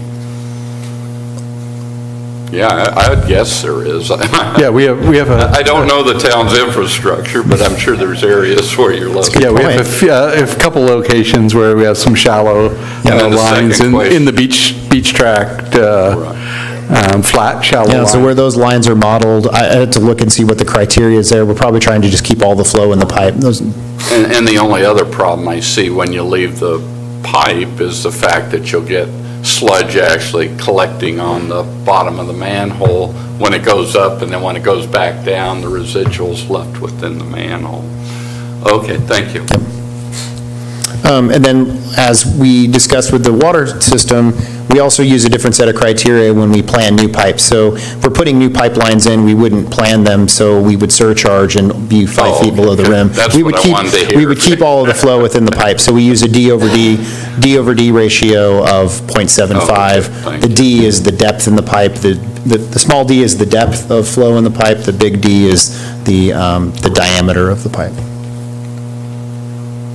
And then we look at lift stations again, like we looked at the pump stations and the distribution system, where again we're looking at the firm capacity being able to pump the peak wet weather flow. Again, when we apply that 10-year, 24-hour storm event, do we have enough with one unit out, the largest unit out of service, to meet that capacity? So we did identify a small amount of deficiency in lift station 1. Again, lift station 1 is down by the Cloisters area. Again, this is caused by the higher flows that are experienced during a rain event, a significantly large rain event. So we did see a deficiency there. There's actually some other improvements that could be made potentially in the Cloisters area to reduce that INI and potentially avoid having to make this improvement. So when we got into the CIP and worked through that, the way that we structured the CIP is that we would do some projects to reduce the flows in that area so that we could potentially avoid increasing the pump sizes in lift station number 1. The city's deficiencies as it relates to the gravity pipelines in the city are actually mostly congregated around the Main Street line. Again, a line that, because of condition, has been targeted by the city for rehabilitation and or replacement for a long time. So it's actually kind of it's a good thing. We're seeing a pipe that has some condition issues, also has some capacity issues. So you kind of have two different driving forces there for doing something about the pipes there. When you say Main Street, are you talking North Morro Bay, South Morro Bay? What section of Main? You can see it's actually kind of both. So there's the Atascadero Road, and anything in red here, going all the way up, is deficient, and then down here is deficient. There's a little bit of a distinction made between what we call primary and secondary deficiencies, where certain deficiencies are caused because of downstream restrictions. So it's if you fix something downstream, it doesn't necessarily mean that you need to fix something upstream. It's just that it's showing deficient upstream because you have a bottleneck downstream. So we look at that, and that's something that we roll into our analysis. In addition to these deficiencies, we also have some ongoing capital activities that we included in the CIP based on our discussions with staff, and then again, a bit of our professional judgment and what we look at and recommend for a number of different cities. Rehabilitation in the area west of Highway 1. So again, that area was identified in the flow monitoring study that was done to help support this project as the area of highest I&I within the city. So reduction of I&I is a good thing, and we have kind of an annual allotment of money in the CIP in order to help reduce fixed pipes in that area to reduce the I&I. Again, periodic master plan updates. The more frequently the master plan is updated, the less effort it is. And also, it's a good way of looking and saying, okay, our CIP said to do this over the first 5 years. This happened, we needed to fix this instead. It lets you kind of re-rack the CIP and actualize and say, well, we were going to do this in 5 years. We said we were going to do these 6 projects. We actually decided to do these 7 projects instead, and you can kind of recalibrate your CIP and keep pushing it out another 5 years. So just good general practice. General pipeline replacements because of condition, as this, Joe and his staff are constantly replacing and repairing pipelines throughout the city. So again, we put in money to account for that, so that shows up in the CIP. Periodic flow monitoring is also a good idea. So as you're replacing these different pipelines, specifically in the area west of Highway 1, you're doing flow monitoring during wet weather to see, well, we did these projects to reduce I&I. What is it really working? So are we really seeing reduced wet weather flows when we have a large storm event? And then manhole replacement citywide, again, something that Joe and his crew are constantly doing. Again, this is the rolled up, kind of idealized first shot at the CIP. If without budgetary constraints, where would we be? So again, the expanded version of that is the third 11x17 document in the back of your handout. As you'll see, it's an $18.1 million or $18.2 million over 20 years. You can see the breakdown is about $8 million in the first 5 years, $4.6 million in the next 5 years, and then 5.7 in the remaining 10 years. But as we did with the water distribution system, we also had to do a bit of we had to make some decisions on priority, and we ended up pushing out some projects. But again, the focus for the CIP in the first 5 years is really trying to fix the improvements that we see on that Main Street line, particularly the area north of Highway 41. Okay. Before you leave the sewer side of it to the stormwater, a quick question. It seems like there's an inordinate amount of I&I in this town, or at least it feels like to me, that's coming into the pipes, into the system. Is it mainly coming through the manholes, or are these joints in the pipes that you're mainly experiencing this from? I mean, is it the manhole rings are leaking where it looks like a waterfall when it rains, or is it the type of thing where is it old clay pipe? Is that what most of this town's made of? Yeah. I just wondered where you were seeing the most I&I from, because manholes are kind of easy to fix. Relining actual sewer lines is a little bit more of a... Yeah. It's a combination of I assume it's a combination. I mean, are you seeing an inordinate amount? Yeah, we have a few, probably in order of magnitude from less to greater, some illicit connections where people have inadvertently tied roof leaders or things into so that's inflow as opposed to the infiltration. Yeah, so for this project, the flow monitoring study was done by the city back in the spring of last year. And so look at what's going on during dry weather in different areas throughout the city, and then what's going on during wet weather to figure out what's the overall magnitude of the I&I. And then smoke testing was done back in spring of this year? Yeah. Spring of this year, which will give you a sense of it'll identify, it won't necessarily tell you the magnitude of what's coming from things getting in through joints versus direct connections or leaking manhole rims. So direct connection's a real problem. I realized down that beach area track you had a bit of that going on back in the day, but Yeah, actually, we found some direct connections through the smoke testing, the areas where we identified the real high inflow, the I&I during the storms, because we can tell through, we had a lot of temporary meters set up through the system to basically judge for not only this project, but also for sizing of the new wharf plant. Oh, okay. So we were able to identify the areas that were getting a lot. So we actually smoke tested that area. And, in the course of probably 4 blocks that we did, we probably found, a half dozen to a dozen, connections that were either driveway drains, outside showers, that type of stuff, roof drains connected in. But we sent deficiency letters to all the homeowners, and I got to say, excellent response from the community. All of them, fixed them without a second letter. We've had them call to follow up, and we went out and double checked, and it's just been a great response. The community really stepped up and fixed that. So you think once you get a handle on that, maybe the joint leakage isn't that bad and the pipes themselves? No, the joints are still bad. So we identified that beach track area. We do know that is a high I&I area. Oh. So during storms, we've been out there and we've actually, videotaped during the storm events to try and identify some of the worst parts. When they put the new freeway in, they actually just cut those lines. They used to go straight across, and sometimes they put a cap on the end, sometimes they didn't. So it's a French drain. Yeah, so years and years of cleaning, a lot of times, inadvertently, the crews pop the other side out. So we do know that area, they're all in backyards, as we identify, and with the new camera that the city purchased last year, we now have in-house camera equipment. So during storm events, we actually plan and we go out and we actually videotape. Oh, okay. So I would say the majority is, the pipes themselves. Oh, okay. So we do have some...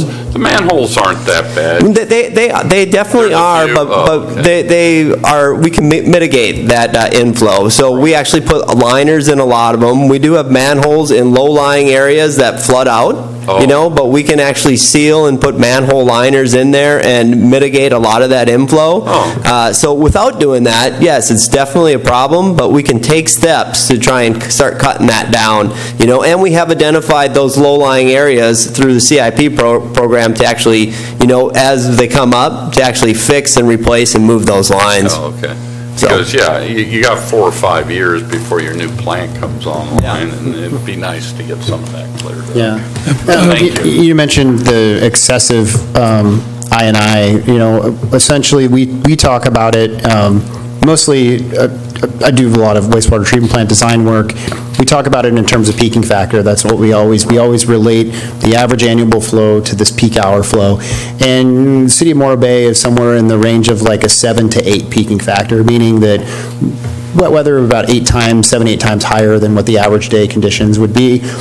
That's not something that's uncharacteristic of other treatment plants that, or other communities that we deal I know with. Santa Maria pretty proficiently, and it's usually down around 3.5 on the peak, but it's a much larger town. Yeah, and so that's one of the things. That plays into it, too. Absolutely.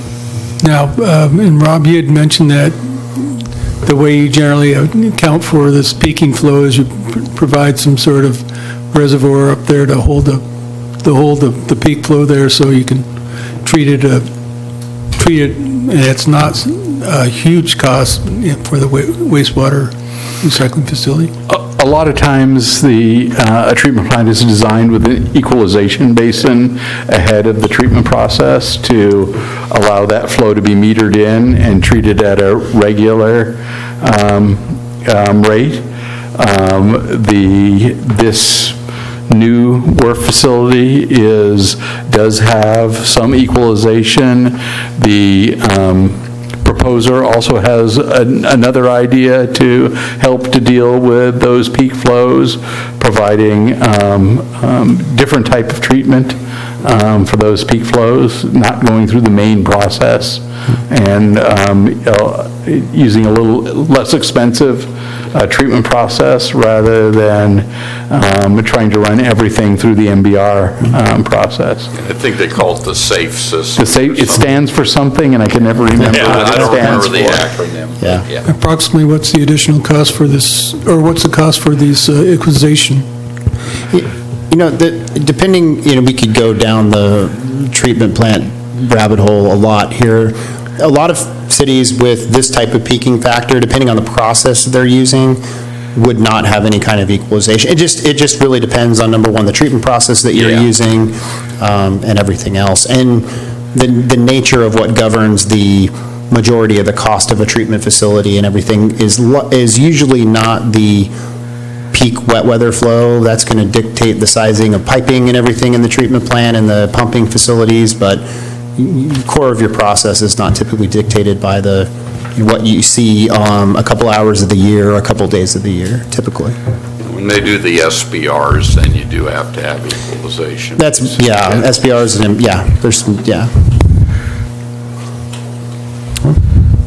Okay, well, we'll move on to stormwater here. So again, stormwater is where we're making good progress. We're trying to finish up the improvements in the CIP right now. The green checks here show what we've done to date. We've gone through and done the data analysis. We've built the model. We developed the planning and design criteria, and we've looked at the stormwater system to identify deficiencies. And so I'll run through quickly what we don't have again are the recommended improvements and the CIP developed as of yet. That's what we'll be bringing back in October. Again, a screenshot of the storm drain system model that we've used to evaluate the system. So obviously a little bit different here. Well, not too different from the collection system. It's actually the same modeling engine that we use for the collection system as what we use for the stormwater system. But we apply different design storms to the storm drain system in order to figure out the deficiencies. So we use two different storms that we route through the model to determine the deficiencies. Oops. One is a 10-year event, total of 4.1 inches, and a 100-year event, which is a 7.1 inches. Again, planning and design criteria, fairly, draw a parallel to what we've talked about previously. We're looking at minimal street flooding during the 10-year design storm event. So under this more frequently occurring event, we look at trying to contain it a little bit better. And then during a 100-year event, we allow for 1 foot of surcharging during that 100-year event. Real quick on the previous slide, the 4.10, 7.12, that's volume over a 24-hour. Over a 24-hour period. You can see the distribution. Right. You can see the distribution. Gotcha. Here.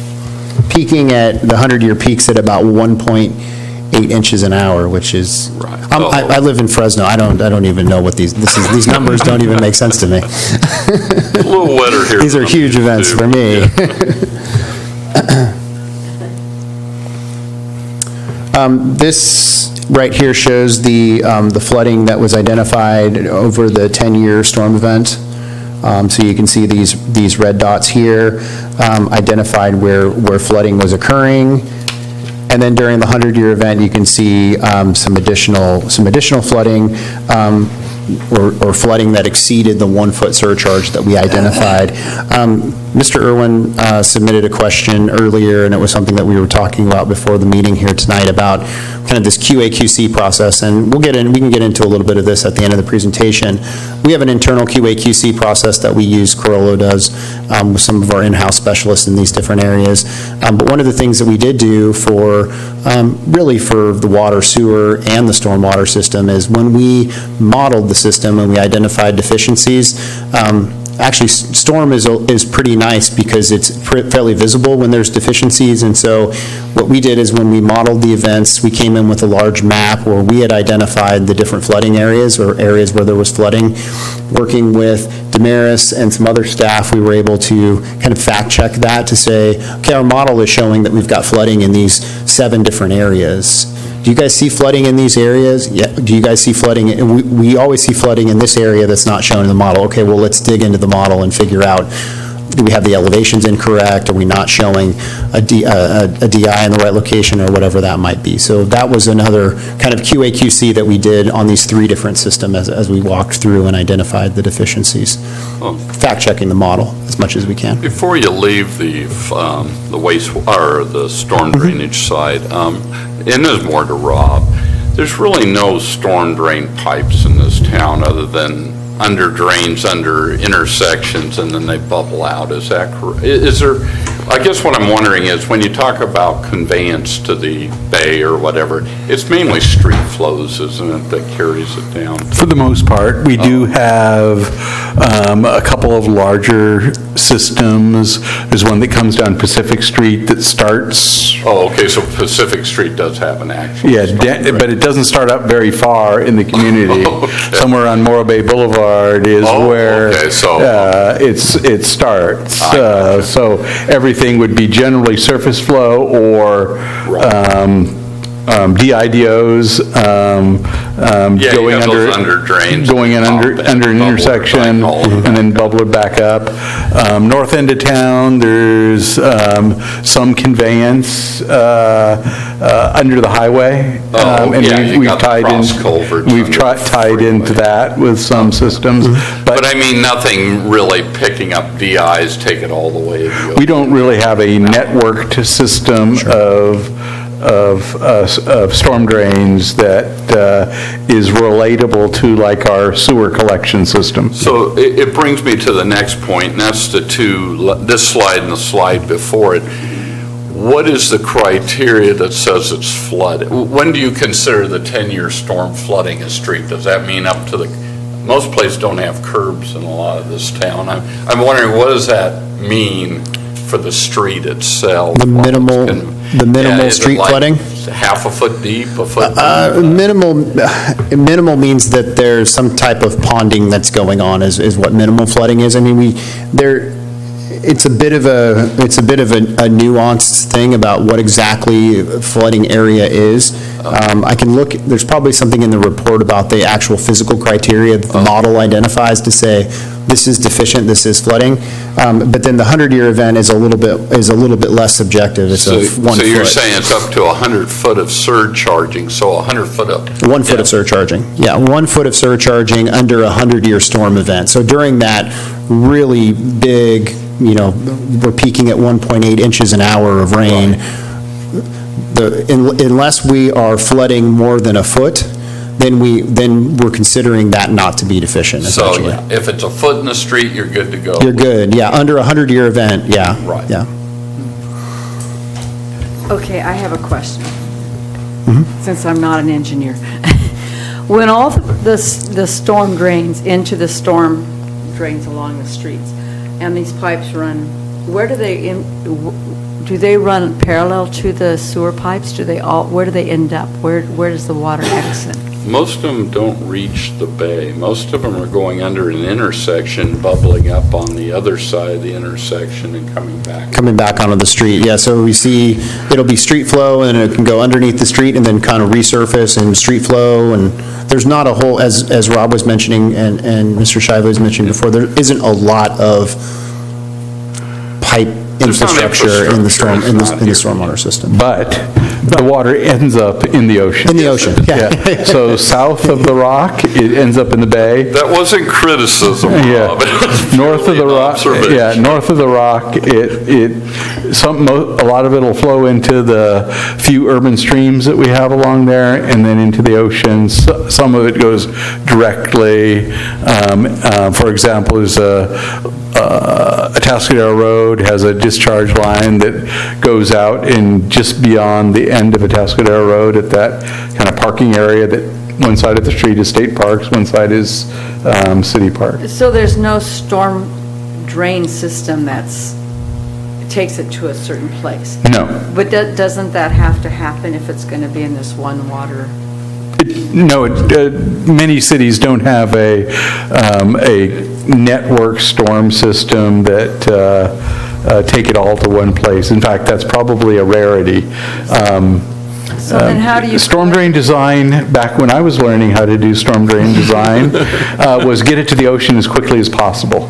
Drain your streets as quickly as you can.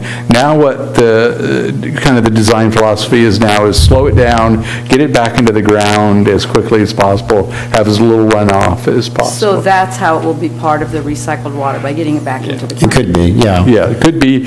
A lot of the city does not overlie groundwater basins, though. The groundwater basins that we use are in the Morro Valley. Very little of the city overlies that basin, or in the Chorro Valley, almost none of the city overlies that basin. So these storm drain systems are unlikely to provide any portion of water that would be pumped back out of the ground. Now, what they can provide is a environmental benefit to those coastal streams. You could have a BMP at your house that you could use that rainwater. For example, it doesn't significantly reduce the flows, but it makes some of that water usable, a rain barrel system. So, yeah. So, just quickly to answer your question on how does this fit into the One Water concept?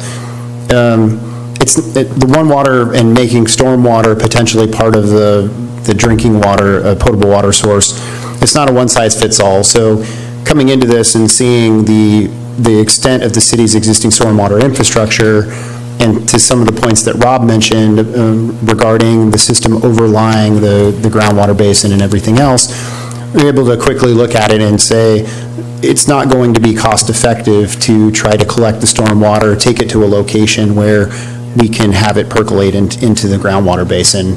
It just isn't very feasible. You take a city like LA that has very sophisticated stormwater infrastructure, then they have the opportunity to, where they were trying to just simply take water from the city and get it out to the ocean as quickly as possible, based on their situation, to say, okay, well, we have different stormwater retention basins, and we could redirect flow to different locations. Then stormwater can now become part of the kind of the bigger picture. For the city of Morro Bay, it's not necessarily an option. So, just kind of looking at the street I live on, which is Las Vegas on the north side, my garage is maybe 6 inches, maybe 5 inches above the existing pavement. But we also have about probably pretty close to 3%, some places 4% slope on that street. So the water is going to head down and just blow past. So so if I know 100-year storm's coming up, I'm probably going to have to go get some sandbags and protect myself. Is that the kind of sort of thing you're thinking? We're not saying that we're not saying that the whole city is going to be, it's only in those areas specifically identified in the stormwater model that would experience ponding in excess of 1 foot. Well, I'm talking ponding in excess of 4 inches would probably be a real pain in the butt for me. So but I haven't never seen any water get anywhere close to that. So, but that's only. So you're likely in an area that's not subject to flooding. An area subject to flooding that's identified in the model as being deficient would be, a foot above it. It sounds like your situation you wouldn't see any flooding. Well, Main Street there, I guess it floods out every so often, but not everywhere. Comment on the flooding. There was a reservoir up above the park, up on the hill that Chevron had. Have they abandoned that reservoir up there? I'm not sure. That would be in the county, outside the city limits. Yeah. Is this No Name Creek? Yeah. It's all the way up at the top. And then, of course, I noticed there's a lot of brush and bushes growing in the path down through and underneath 101, underneath Highway 1, that probably need to be cleaned out because it's difficult. And we get a 100-year storm, that's probably going to bury the park there without doing that. And especially if that reservoir at the top is abandoned, then the water is just going to flow down through there, I would imagine. Yeah, I'm not sure how that reservoir functioned in the system, whether it was on-channel reservoir or whether it was off-channel and spilled into there. I would guess that it was probably a stock pond. Or it could have been containment for the tanks. Yeah. I don't know. Sure, that's a good point.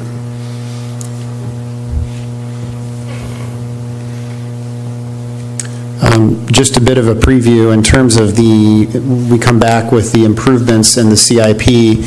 For the most part, the improvements aren't, build a bunch of stormwater retention basins throughout the city to try to hold the water back. It's mostly improvements to the pipe network and some improvements to street drainage that you're going to see when we come back. The water supply evaluation. So it would take a bit of a turn here to the water supply portion. So this is, I guess, technically part of the water supply, or the water master plan, but really we're dealing with the supply, not the distribution infrastructure. So what we did with the water supply evaluation is we first start with developing the demand projections. So that was something that we did both for the water master planning side to look at the distribution system, as well as figuring out the water resource piece, is we want to know how much water the city needs in the future. We identified a suite of different alternatives. There's a total of 6 alternatives with a number of different sub-alternatives. So at the end of the day, I think there's 10 to 12 alternatives, and we'll go through all of those.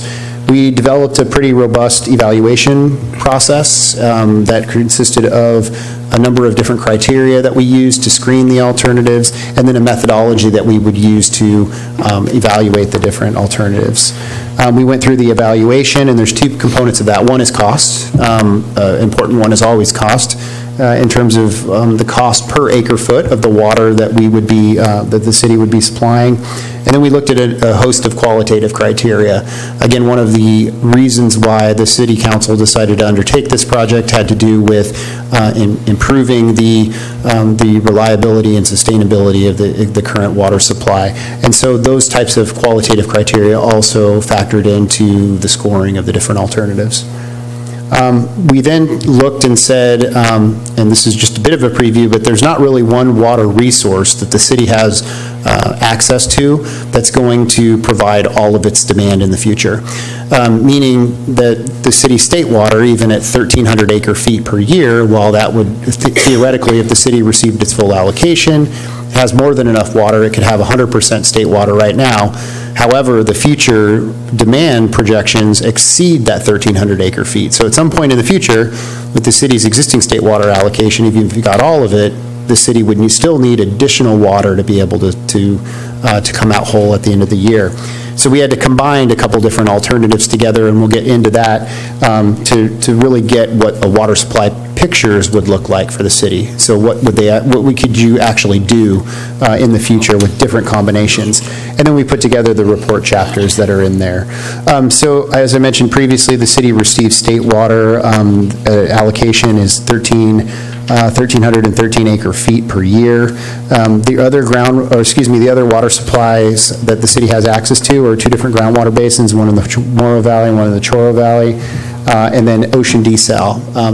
The desal facility, the ocean desal facility is permitted at a total of 645 acre feet per year.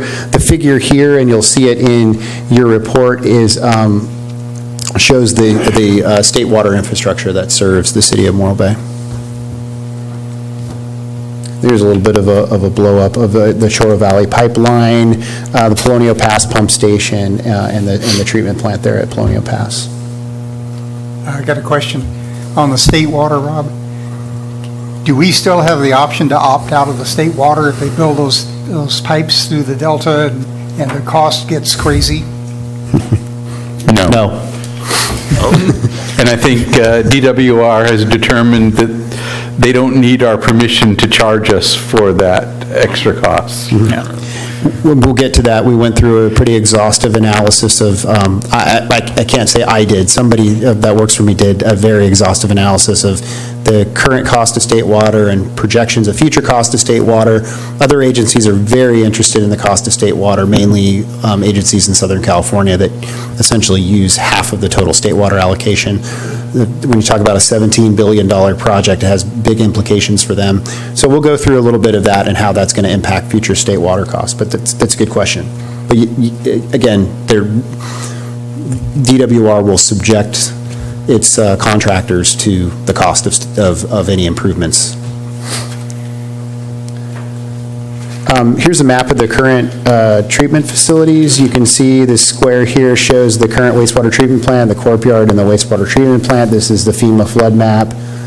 showing these facilities in the flood zone.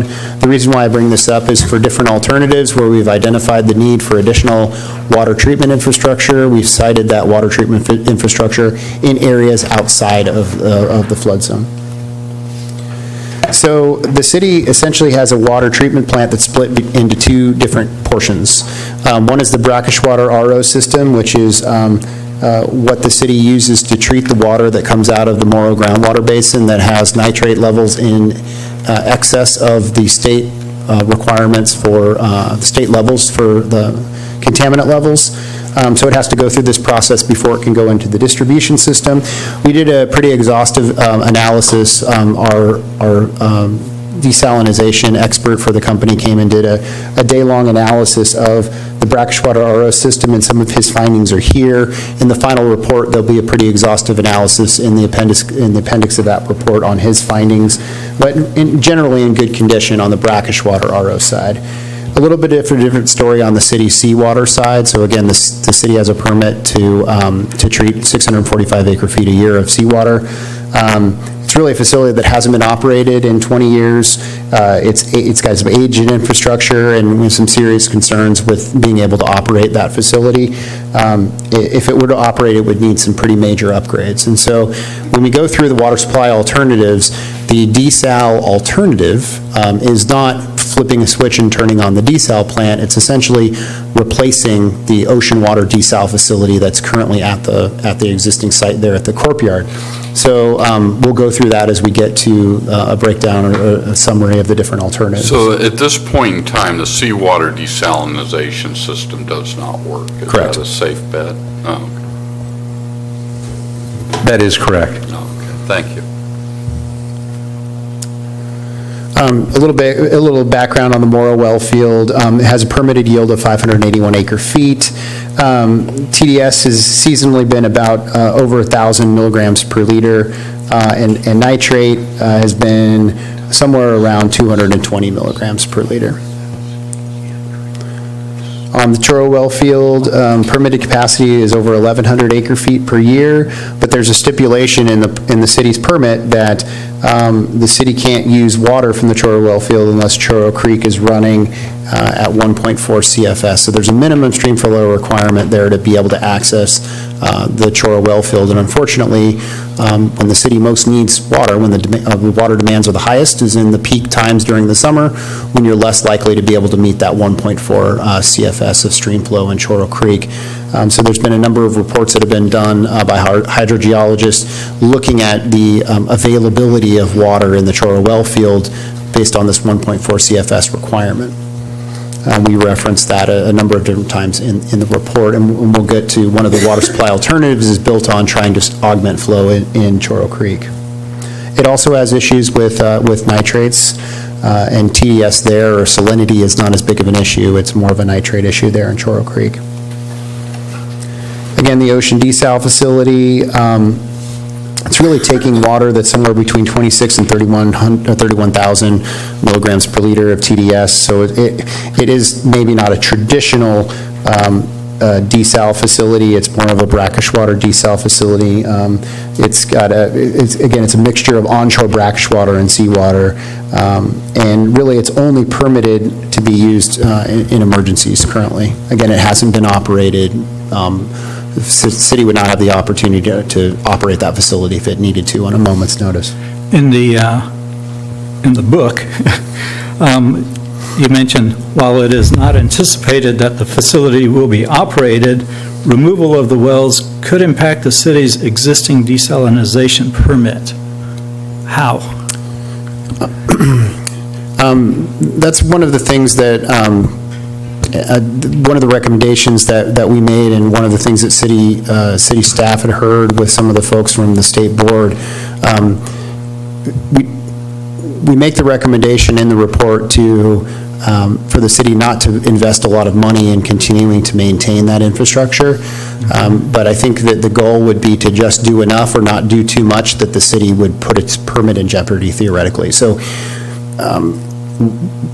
that's while we don't recommend, and I'll skip ahead a little bit, while we don't recommend that the city build a new ocean desal facility and use that existing permit, it would be maybe a good idea to hold on to that permit because of the difficulty it may have in the future. If you wanted to go get a permit for desal, it would be difficult to do that. So that's kind of where we're trying to ride that line between we're saying it's not a great option for the city, don't invest a lot of money into it, versus completely walk away from it at the risk of losing the permit that you currently have.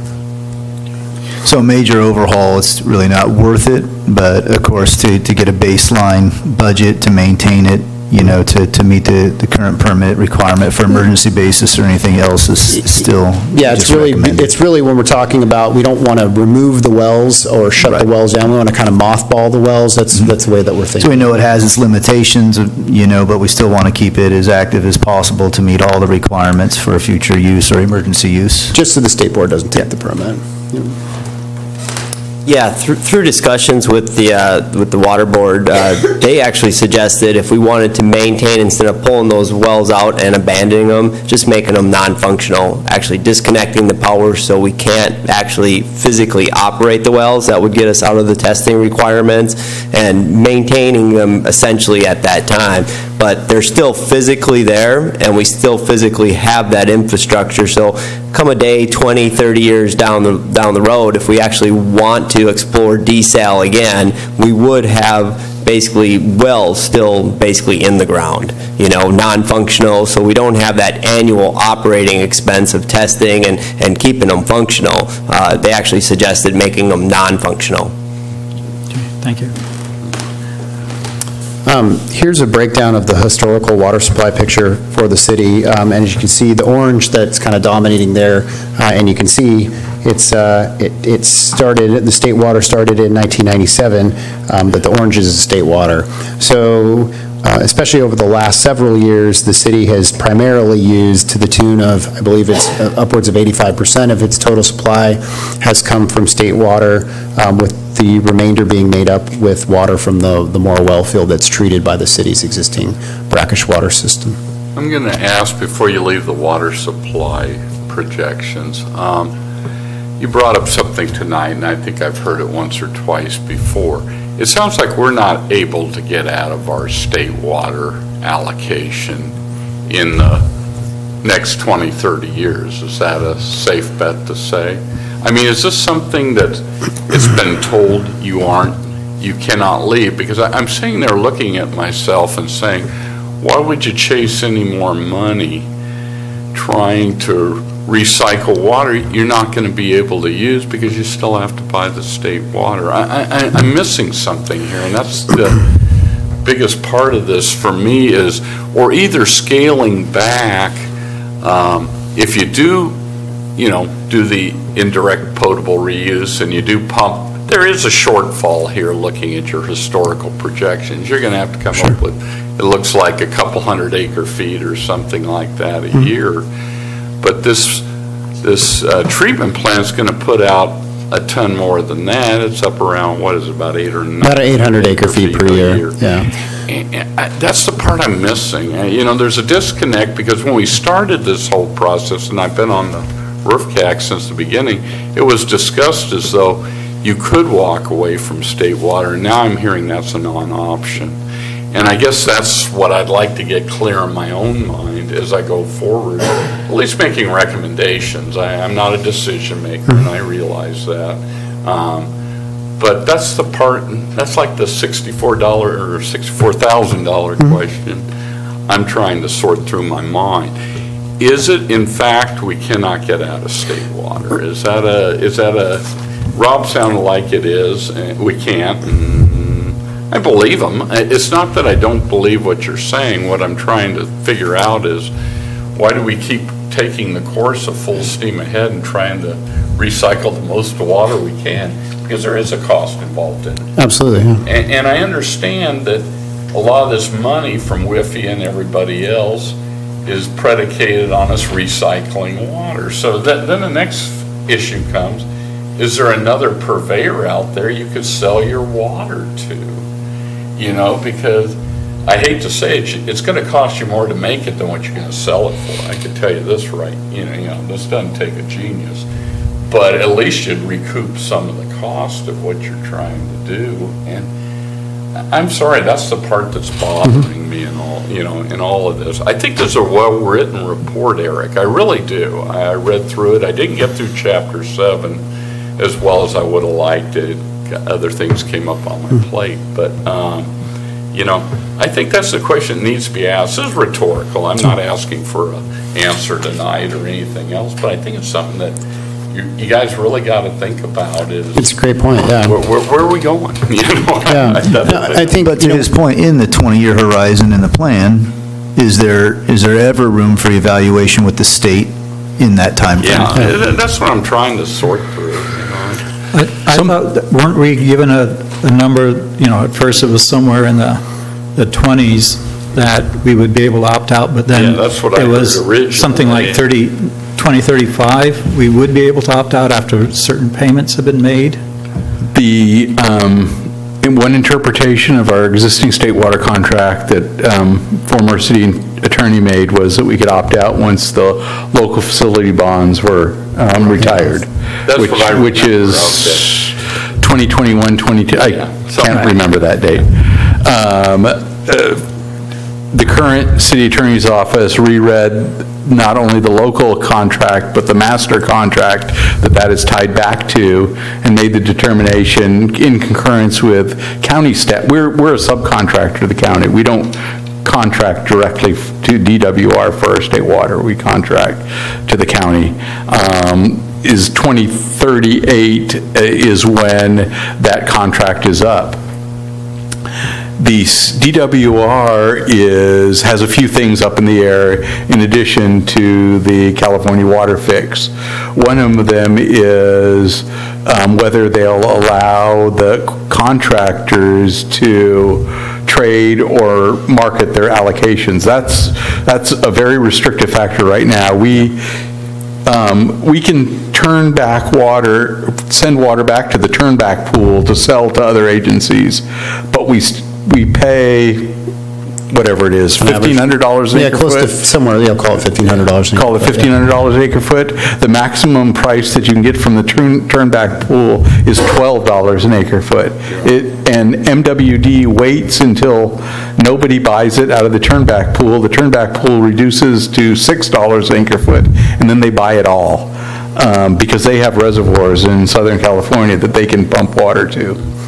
I think in my professional opinion, we don't need a one-legged stool of water supply. We need options for water supply. The California Water Project is an interruptible water supply.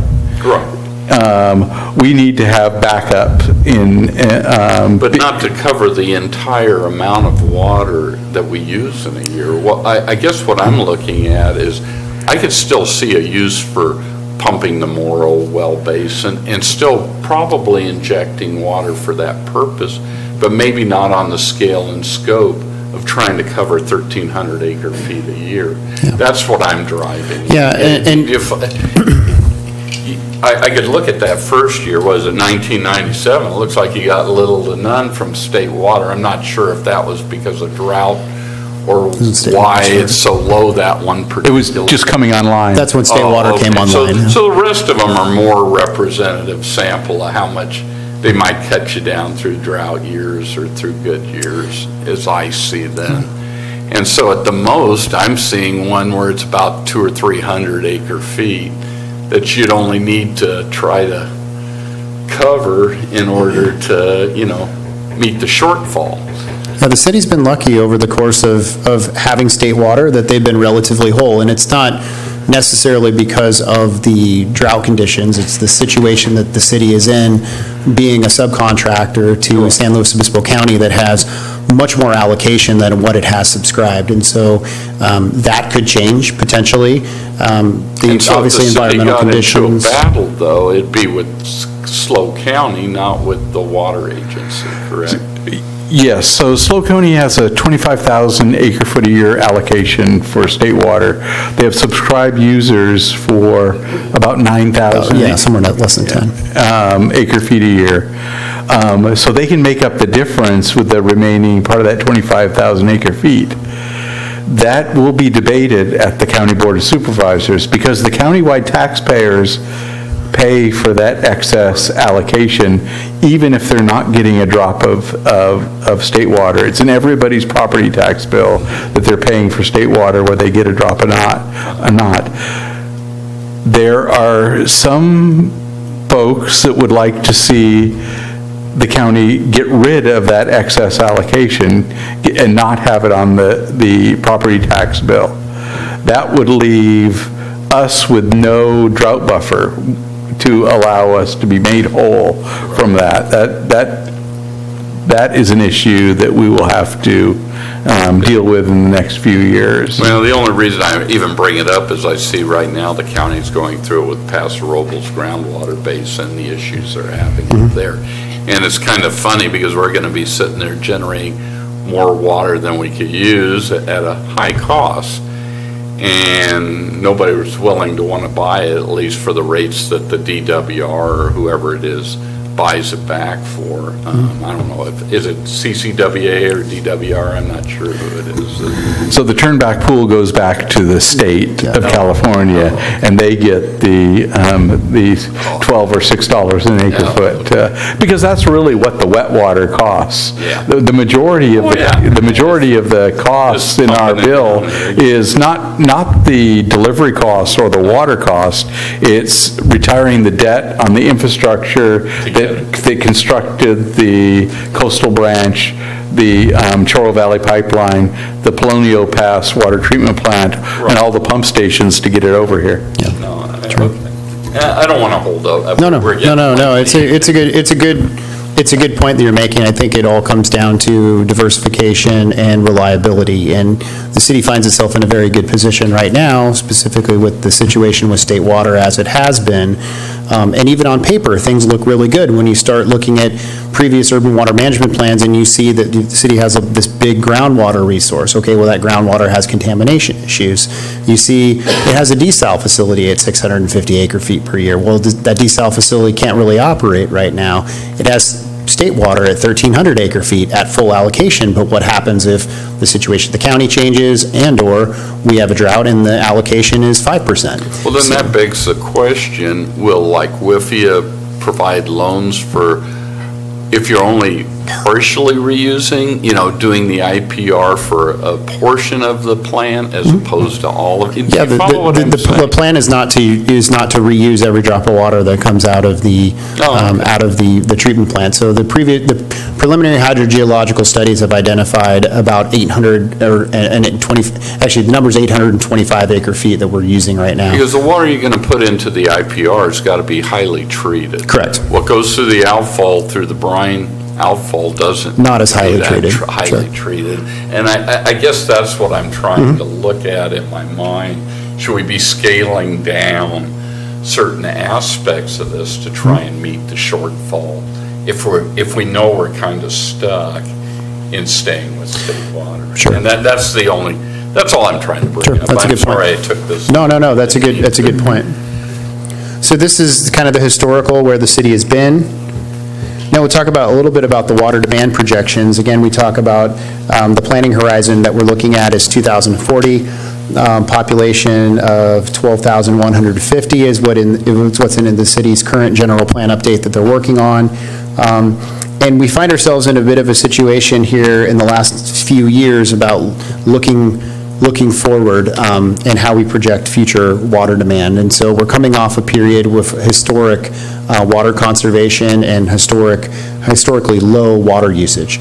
And so we've looked at a couple of different scenarios. So we know, and we already know from what we've seen this last year in terms of when we've come out of a drought, what the response is, and conservation is definitely reducing, and we're seeing water demands increase.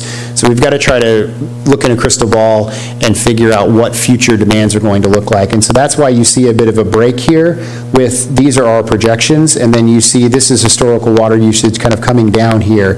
And at some point in time, that's going to equalize and come back to maybe a new normal is the way I like to think about it, is once we're never going to go and rip out all the low flow fixtures and everything else that we're putting into new homes and into existing homes, and current practices aren't going to change that much, and so we've had to take our best guess in terms of where we're going to actualize in the future. And that's somewhere around 106 gallons per capita day. At the very low, the city's been down to about 87 gallons per capita day, and at the very high, it's been at about 116. So we've picked something in the middle in order to project out the demands. And I think that capita demand needs a bit of an explanation. It's not single-family demand. It's a proxy for the entire city, so it includes commercial flows, and it's used for planning purposes. So this is not what your average residence uses, which is much lower than that. It also includes the blended water use of the entire community. We take the total amount that the total amount the city served over a given year, and in the denominator we have the total population, and we get it down to a number of people, which is something that we can more easily project into the future. And so it's yeah, only right, for it's a proxy. planning purpose. It's for planning purposes, yeah. So where we see ourselves going is an increase to about that 1,445 acre feet per year is the number that we've used in all of the different evaluations that we've done as kind of the future water demand. As I mentioned, we did a big look at the cost of state water, which, as was mentioned previously with the California water fix, everybody's concerned about what that's going to do to the cost of state water. The timing of this project was actually, we're very fortunate that Metropolitan Water District in Southern California in February of this year, it was actually doing a big look into what was the impact of the California water fix at that time, which was a $17 billion project. What was it going to mean to their subcontractors, them as a contractor and their subcontractors? And it was interesting to note, and you'll see here, this is kind of where we think the cost of state water could go in the future with the different things that are planned. And so there's a couple different milestones that I want to point out here.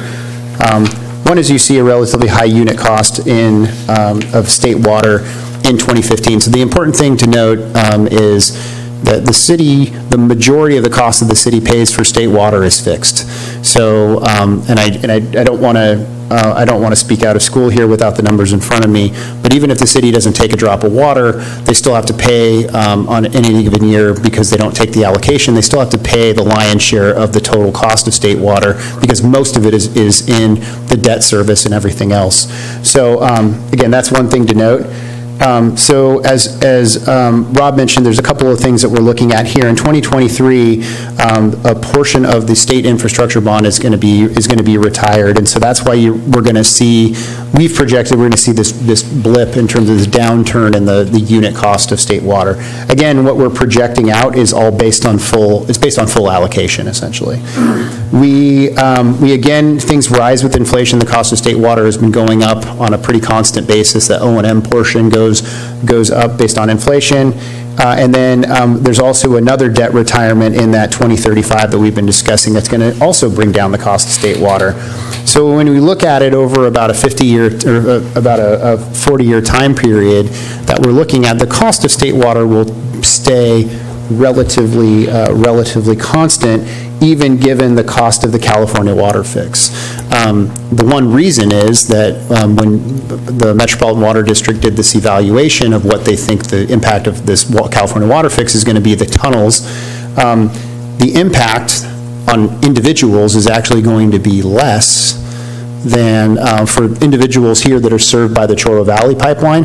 Because the Chorro Valley Pipeline was so expensive and it was spread under a fairly small number of people, the impact or the per person cost impact of the Chorro Valley Pipeline was felt more by people here in this area than what people are going to feel from the California water fix, because Chorro Valley Pipeline is only spread over folks in San Luis Obispo and Santa Barbara counties, whereas the California water fix is going to be shared by all the state water contractors. Well, on your graph there, let's say 2044, you're around 2,000 an acre foot on that line, blue line. And my question is that 2,000 in today's dollars, or is that actually you're paying 2,000 in future? Those are I believe that's 2,000 in future dollars. Oh, okay. So you're saying so it'd be cheaper then than it is now. It works out in today's dollars to be relatively constant. Yeah. in today's dollars. So What's the frequency that the state evaluates the unit cost?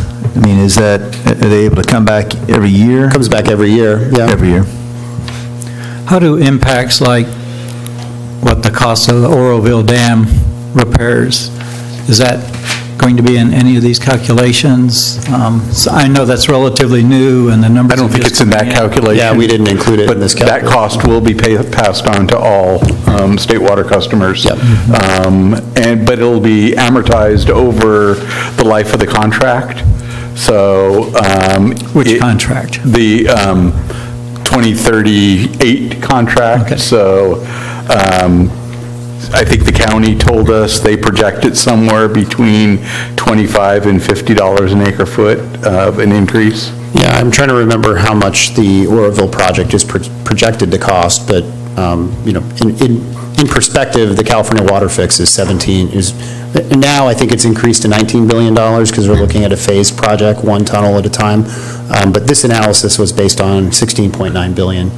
So, but you've got, again, I'm trying to remember the exact percentage of the total amount of water that state water serves. Morro Bay gets a fraction of 1% of that total. I think it's something like 250 million acre feet a year is what's provided by the State Water Project, and we take 1,313 acre feet a year.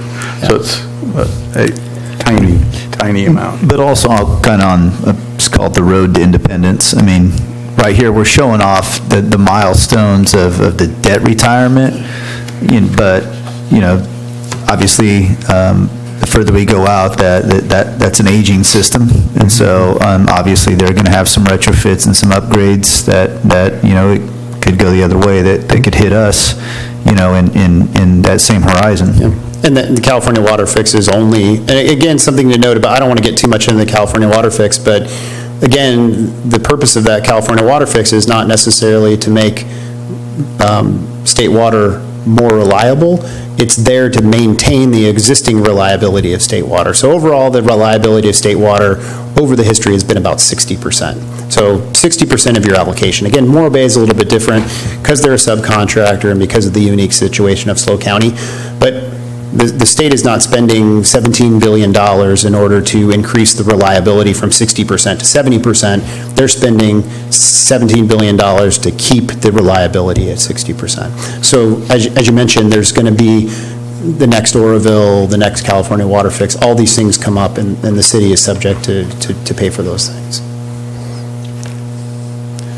So that was state water, and so we've got a good baseline, so where the city kind of sits right now. Again, these are all the water supply alternatives that we looked at, and I'll break them down into a couple of different categories. A lot of them have kind of their subcategories. The first one is state water, kind of stands on its own.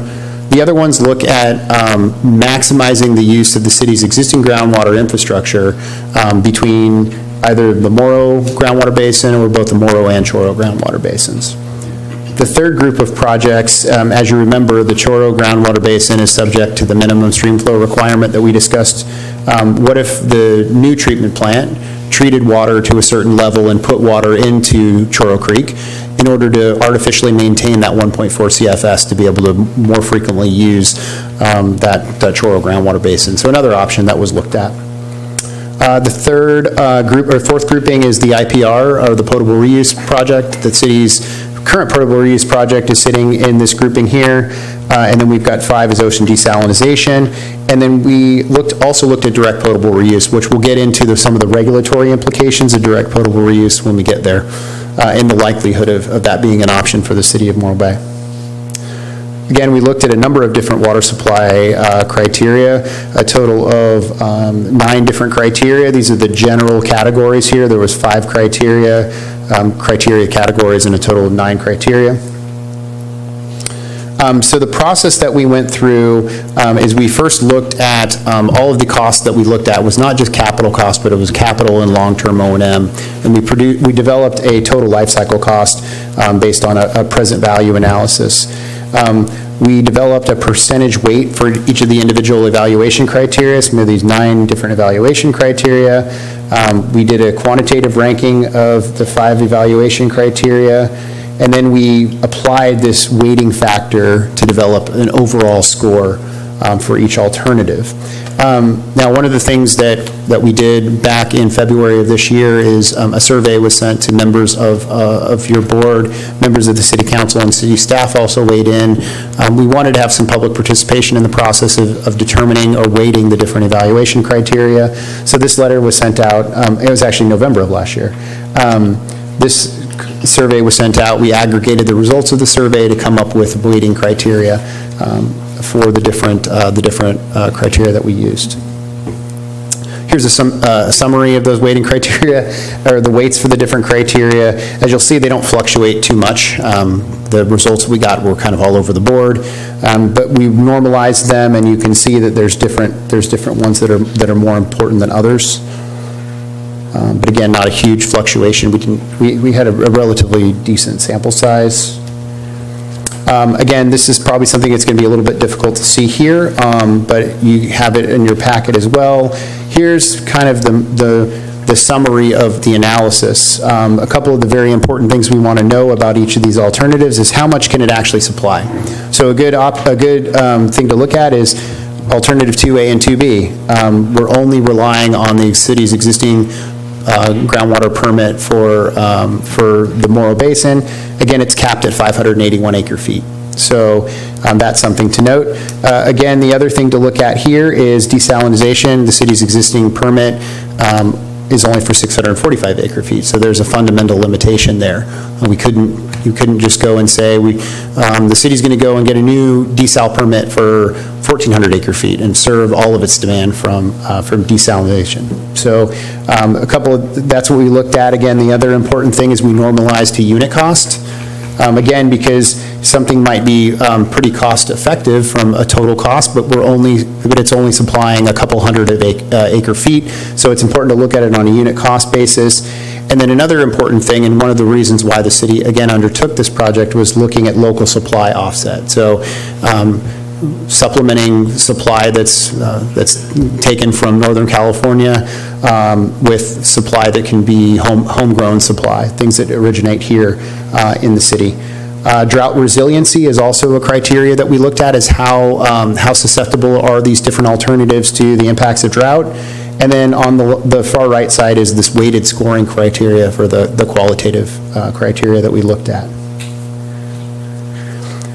I'll run through the alternatives here quickly. So state water, its historical reliability has been 60%. Again, we've talked a little bit about the unique situation that the city has as a subcontractor to the San Luis Obispo County Flood Control District.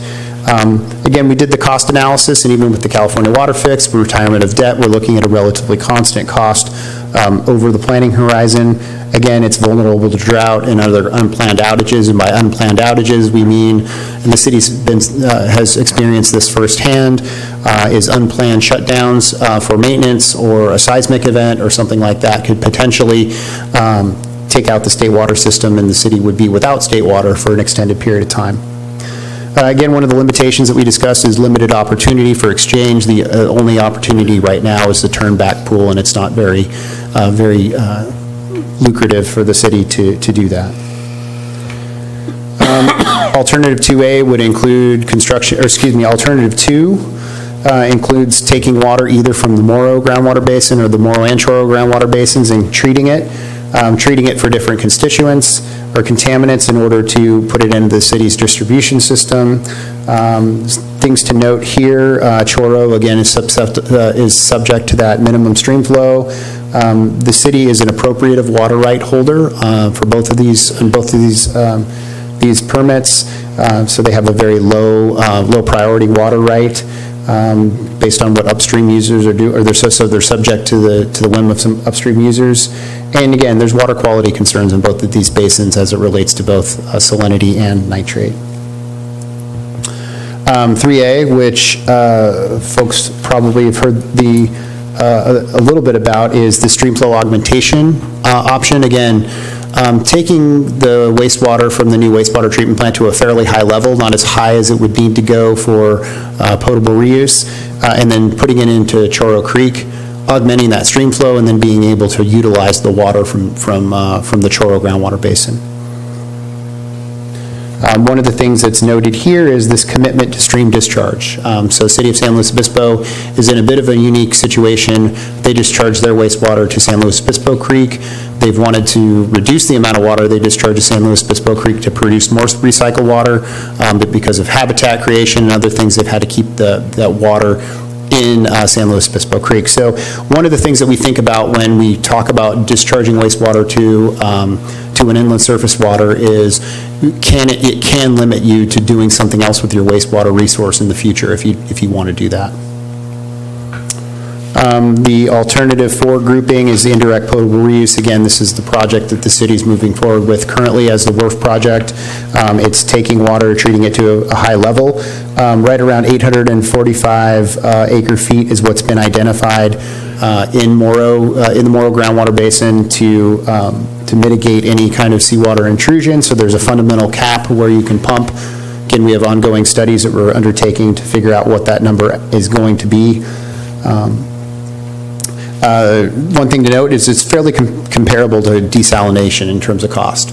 So it's interesting to note that of all the alternatives that we looked at, there's really 2 that are the most resilient to drought, and that is desalination and potable reuse. Again, and both of those kind of came out at a very similar cost. So a number of questions have been asked about the WRF project. Well, why don't we just use the desalination facility? And the answer to that would be it's essentially the same cost when you factor in everything that goes into a new desal facility and the advanced treatment facilities for potable reuse. Again, desalination, there's permitting challenges. The city's existing permit is based on emergency operation, and the regional board has said that they would like to see an alternative outfall location identified and permitted if the city wanted to use the desalination facility on a permanent basis or a routine basis. So something to think about. Again, it's to drought-resistant supply, but it would require some significant amount of work or essentially construction of a new desal facility. The other is direct potable reuse. So again, we had to kind of look into our crystal ball as the state doesn't have regulations finalized for direct potable reuse. And so there's a number of different types of quote-unquote direct potable reuse or potable reuse that looks different than what the city's currently looking at. So best guess is there will be some type of regulations finalized in 2023. Eric, on this particular one, I'm sorry, the last line says similar cost to indirect potable reuse, but back on that cost comparisons, it was almost like $700-800 cheaper. DPR versus the IPR. I'm sorry, I read it wrong. The salinity, 4B versus 6. Yeah. I was just kind of surprised. Yeah. You're comparing it to not doing the salinity removal. Yeah, just the potable reuse with any kind of, without any kind of post-treatment is on par with direct potable reuse. The way to think about that is we're essentially trading out the cost of additional treatment on the direct potable reuse side with the cost of the injection infrastructure on the IPR side. So as I mentioned previously, none of these individual alternatives on their own would supply the total, would be able to supply that total 1,445 acre feet that the city is going to need at build out. So there would need to be some kind of combinations of options that we've put together. And as you can see on this chart, we show all the different alternatives and what the makeup would be. So one example would be for the potable reuse alternatives, at the end of the day, for the base potable reuse option, the 4A, about 65% of the total water supply would come from potable reuse. The other 35% would potentially come from state water.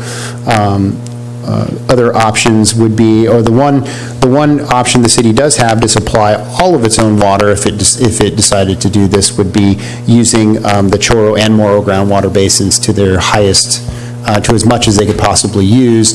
Again, the total permitted capacity for both of those basins together is about 1,500 acre feet, so it just meets the city's total requirement.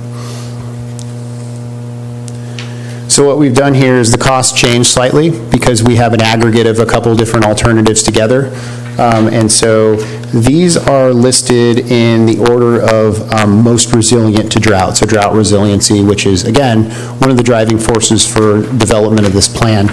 And as you can see here, we start off with the highest is about 90%, with a couple of the IPR alternatives that would utilize some kind of treatment on the back end where we're not concerned about inducing some amount of seawater intrusion. It would allow us to potentially extract more water from the basin. And you can see here as you go down how they're identified. I'm sorry, this is ranked based on cost. You can see the cost per acre foot. Sorry about that. The next one is different. One thing to note is for two of these alternatives, actually three of these alternatives, you can see here 2C, 2E, and 2E, or 2D. We have to consider the cost per acre foot of these different alternatives, both with Choro Creek, taking water from the Choro groundwater basin, and alternatives where we're not taking water from the Choro groundwater basin because of not meeting minimum stream flow. So we look at it and we say, okay, all this, we have all the sunk capital cost in the infrastructure to be able to treat water from both of those groundwater basins, but if we can't meet the minimum stream flow, then we can't take water from Choro Creek. And so we have the same numerator essentially, but the denominator changes based on the amount of water that we can actually utilize. And so those look to be fairly inexpensive options, but when you take into account the reliability of the Choro Basin, those numbers change a little bit. So, and again, on the minimum flow rate for when we can pump and treat it, does that have to be gauged daily to understand when we can take that? And in the last few years, I mean, out of 365 days, I mean, when have we been able to achieve that flow rate? There was a study that was done back in, I think it was back in maybe 2014, that looked at a historical, fairly historical record when there was some when the city's been monitoring the stream flow, and it was about 45% of the time, so I think it was looking at about a 7-year time period, and about 45% of the time, the stream did not meet the 1.4 CFS. Currently, we monitor the stream flow about every 2 weeks. The permit requirement is continuous monitoring. Rob, you had said that if we were injecting into Choro Creek, whatever we injected into Choro Creek, we could take out. Is that not accurate? Whatever we inject into the groundwater basin, we can remove. If we discharge into Choro Creek, likely we wouldn't be able to remove that water. So in other words, we would have to do some groundwater injection in order to have the right to take the water back out? Correct. Okay. Yeah, you're kind of riding the line here between a couple of different alternatives. The way that we structured the alternative 3A and 3B is that the city would be discharging water to Choro Creek as a disposal method. And it's a little bit of it is semantics, where we're telling the regional board, hey, we want to discharge we want to discharge water to Choro Creek as a disposal method versus sending it all the way back to the ocean. The side benefit of that is being able to meet that minimum stream flow. But if we were to say, well, we want to discharge water, and so we're subject to the limitations of the 1,100 acre feet that we could take out of Choro. Going the other way, if we told the regional board and said, we want to discharge to Choro Creek to get recharge, then they would say, okay, well, if you're doing that, that's a whole different set of regulations and a whole nother set of treatment requirements, more stringent treatment requirements. But then we would have the ability to pull more water from Choro Creek potentially. So one of the reasons, and I'll skip ahead here a little bit, one of the reasons why originally we thought the alternative 3A and or 3B was pretty attractive was because it has a relatively low unit cost, but we started looking into some of the implications of discharging to that creek, some of the regulatory and permitting implications. That's what really took that alternative out of the running and gave us a lot of pause moving forward on an alternative like that. So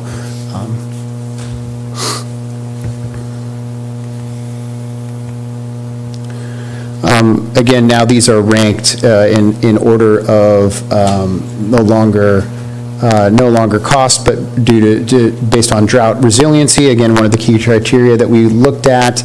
And you can see the Chorro stream flow augmentation is good because essentially when you're able to put water into Chorro, you should be able to meet that 1.4 CFS at all times, and so you could take water from that basin at all times, and it makes up a significant portion of that total 1,400 acre feet. In the RPR alternatives, the ones with treatment where we would potentially be able to extract even more water are ranking up there high. The alternatives that we've been zeroing in on here, this 4A, is about an 80% drought resiliency as compared to state water, which is quite a bit lower. At the 46% is actually the lowest. I'm confused on that one because 4A versus 4C, they're both IPR. Correct. Why does one have a higher drought resilience? It has to do with some of the previous hydrogeo studies that have been done that say you put so much water into the basin, but once you start to extract it at different rates, you could start to create water quality issues. And so if you have treatment after you extract the water, you may not be as concerned with the water quality issues because you're treating it again. So you're saying you fall into 4C if you're pumping too much water? Exactly. Okay, gotcha.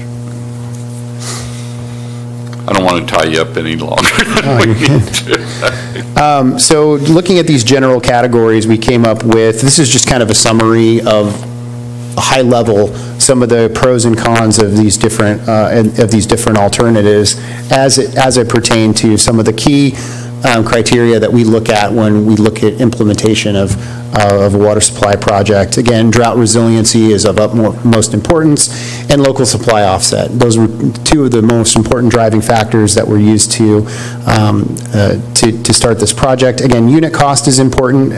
We always look at cost as part of the picture. And then permitting challenges are also important. Again, things like state water, there is no permitting challenge. Indirect potable reuse, while it's permitting challenge, there's a lot of permitting steps that go into it. It's something that's been done. It's something that can easily be accomplished. Desal has its own set of permitting challenges.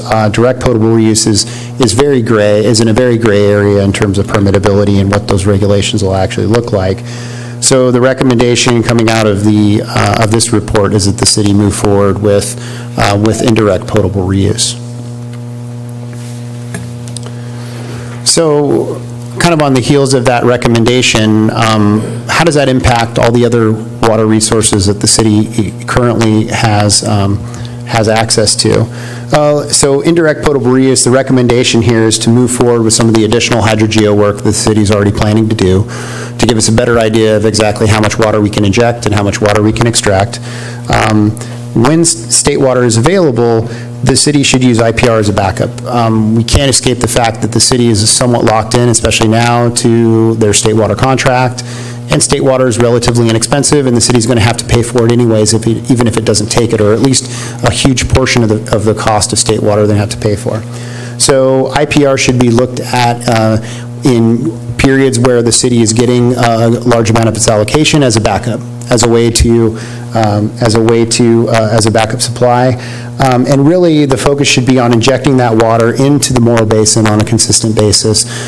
Some previous hydrogeology studies have identified that there could be some flushing of the nitrates in the groundwater basin, so by injecting, there could be a benefit to diluting and flushing the nitrate concentrations in the basin, such that you wouldn't have to do any post-treatment. So that's the recommendation there. In terms of state water, again, it's the lowest cost supply alternative. It should be maximized in the short term. The one thing that the city does do is it purchases a drought buffer currently. Is that a yearly payment? Is it like an insurance policy, or do you only pay it in the years you actually use the drought buffer? No, it's like an insurance policy. We pay it. So you could physically let that go? We can let that, there's no restriction on when. Now we're getting a little money back. What I'm trying to do is try to make this thing right. The city pays into it now, and there's some in terms of water fix and other things that could increase the cost of that drought buffer. So again, IPR becomes the city's drought buffer. Okay.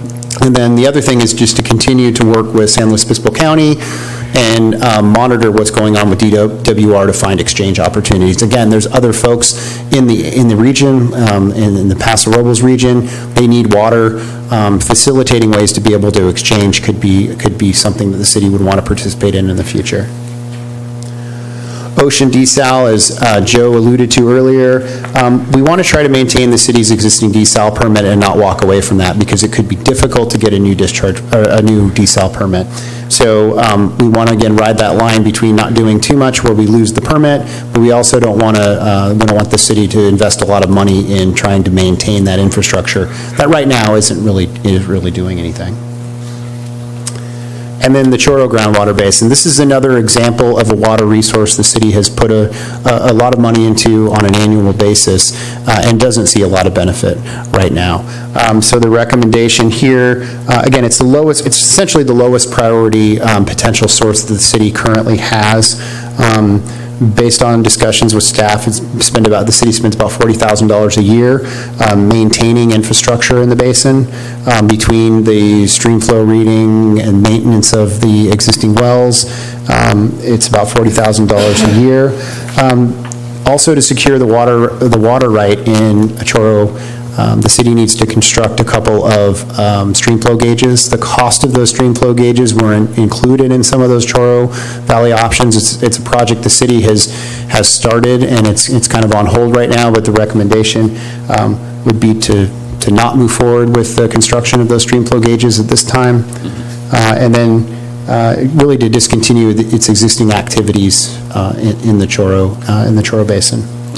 Would the city be able to maintain its, if it had to develop that water source, would it be able to maintain those right-of-ways if they discontinued activities?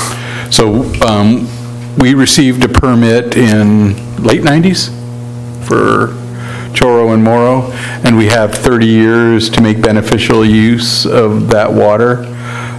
We would have a difficult time making beneficial use of the water in the Chorro Valley. One question on the cost of the IPR. I think you had around 2,300 or whatever it was an acre foot. It doesn't matter. Whatever the number was, I assume that includes the capital cost of building the system as well as the operation and maintenance, correct? That's correct. We looked at a 30-year net present value. I was wondering at some point if you could break out the two, because at the end of the day, you're still going to have to build the IPR system regardless of whether you make one drop of water or you make 1,000 acre feet. Because to me, I'm looking at it as you might want to use it to its full resources and maybe look at some of these other towns that may not want to do a drought buffer either, and you give them the water from your base flows in that year, trade it off with other towns around here that are tied into the same system. I'm just trying to come up with a way where this makes sense, and that's the part that concerns me. There should be a breakdown in the report of capital versus I didn't read Chapter 7. It might be in there. Yeah, it should be. And I stand remiss. I'm sorry. That's okay. If that granularity isn't in there, the detailed cost estimate breakdowns with all the line items will be included in the. Yeah, it'd be interesting to see, because I don't know if it's only costing you $300, for the O&M after you already bought the system, and it's cheap water. So I read Chapter 7, and I noticed in there that there was a lot, that the desal, or the reverse osmosis plant was going to be suggested that it be moved to another location. Is this included in this cost when you were talking about the increased water cost with the WRF? The $16 that's supposed to go for the water cost? So the option 4A is the option where we don't need to do any treatment. Again, that's the option where we're looking at the flushing of the groundwater basin and only extracting to a level that we don't start to create additional water quality concerns. So the 4A is essentially what's included in this existing rates that have been identified. The city also has the ability to use its existing treatment facility if, when the potable when the WRF goes online, it does need to do treatment for a period of time. But if the city needed to build a new treatment plant, that's what's included in these costs. So it's included in that cost that, am I getting the right answer, asking the right question? The proposed suggested cost of this new WRF is including $41. Correct. Maybe surcharge. 25 for sewer and 16 for water. Does that $16 for water, that's what I'm asking, is that what's going to be used to pay for building this new plant that has to be, if it has to be moved? No, that's not included in that $41. Again, we don't think it's likely that we're going to have to build a new plant. And that's what we're looking at, and what the new hydrogeology work is going to tell us is how much water we can extract so that we don't need to do treatment on the back end, and that's what we're going to size the facility for. But also, the existing one is in this floodplain, which, will the Coastal Commission have anything to say about it staying there? If the city doesn't plan to rebuild it, then right now, the facility can stay in its current location. It's in good condition and continue to operate that facility. You're talking the brackish system. Talking about the brackish water RO facility, yeah. You're recommending the desal system go away, Essentially to mothball the desal system on the ocean side, yeah. Inactivate. Correct, yes. correct.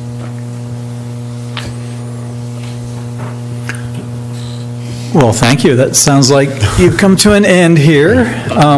Do we have any other final questions or comments that can be answered? Real quickly, I thought it was a well-read document. I did not finish it. However, it reads well. I appreciate the work that's gone into this. I really do. But I think the city has to come to terms with, if they're going to generate this water, how do we dispose of it, so to speak, short of letting it go out through the outfall. And that's the part that concerns me right now. It really does. Because it sounds like we're tied at the hip with state water through the next 20, 30 years.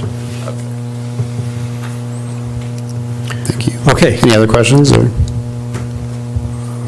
I don't see any. All right. Thank you very much for the presentation.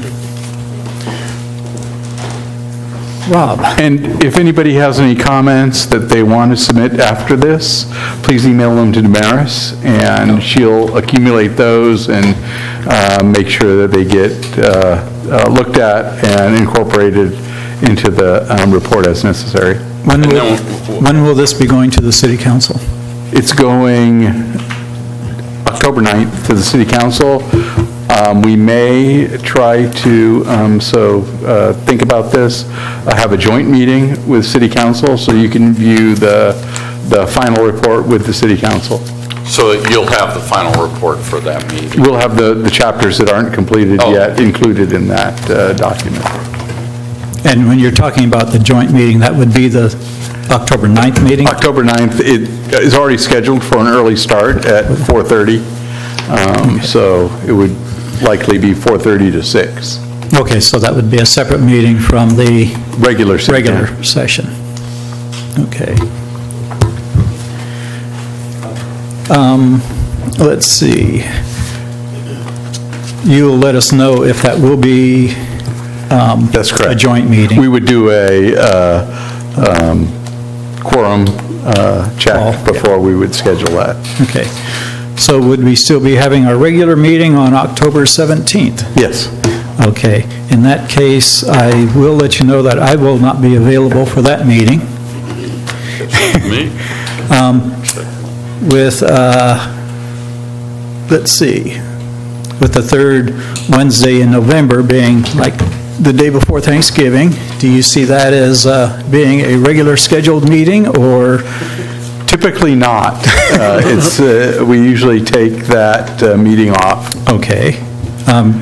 Do you see that there would be an alternative meeting date for November, or just the whole month? Or at this time, it's too early to tell?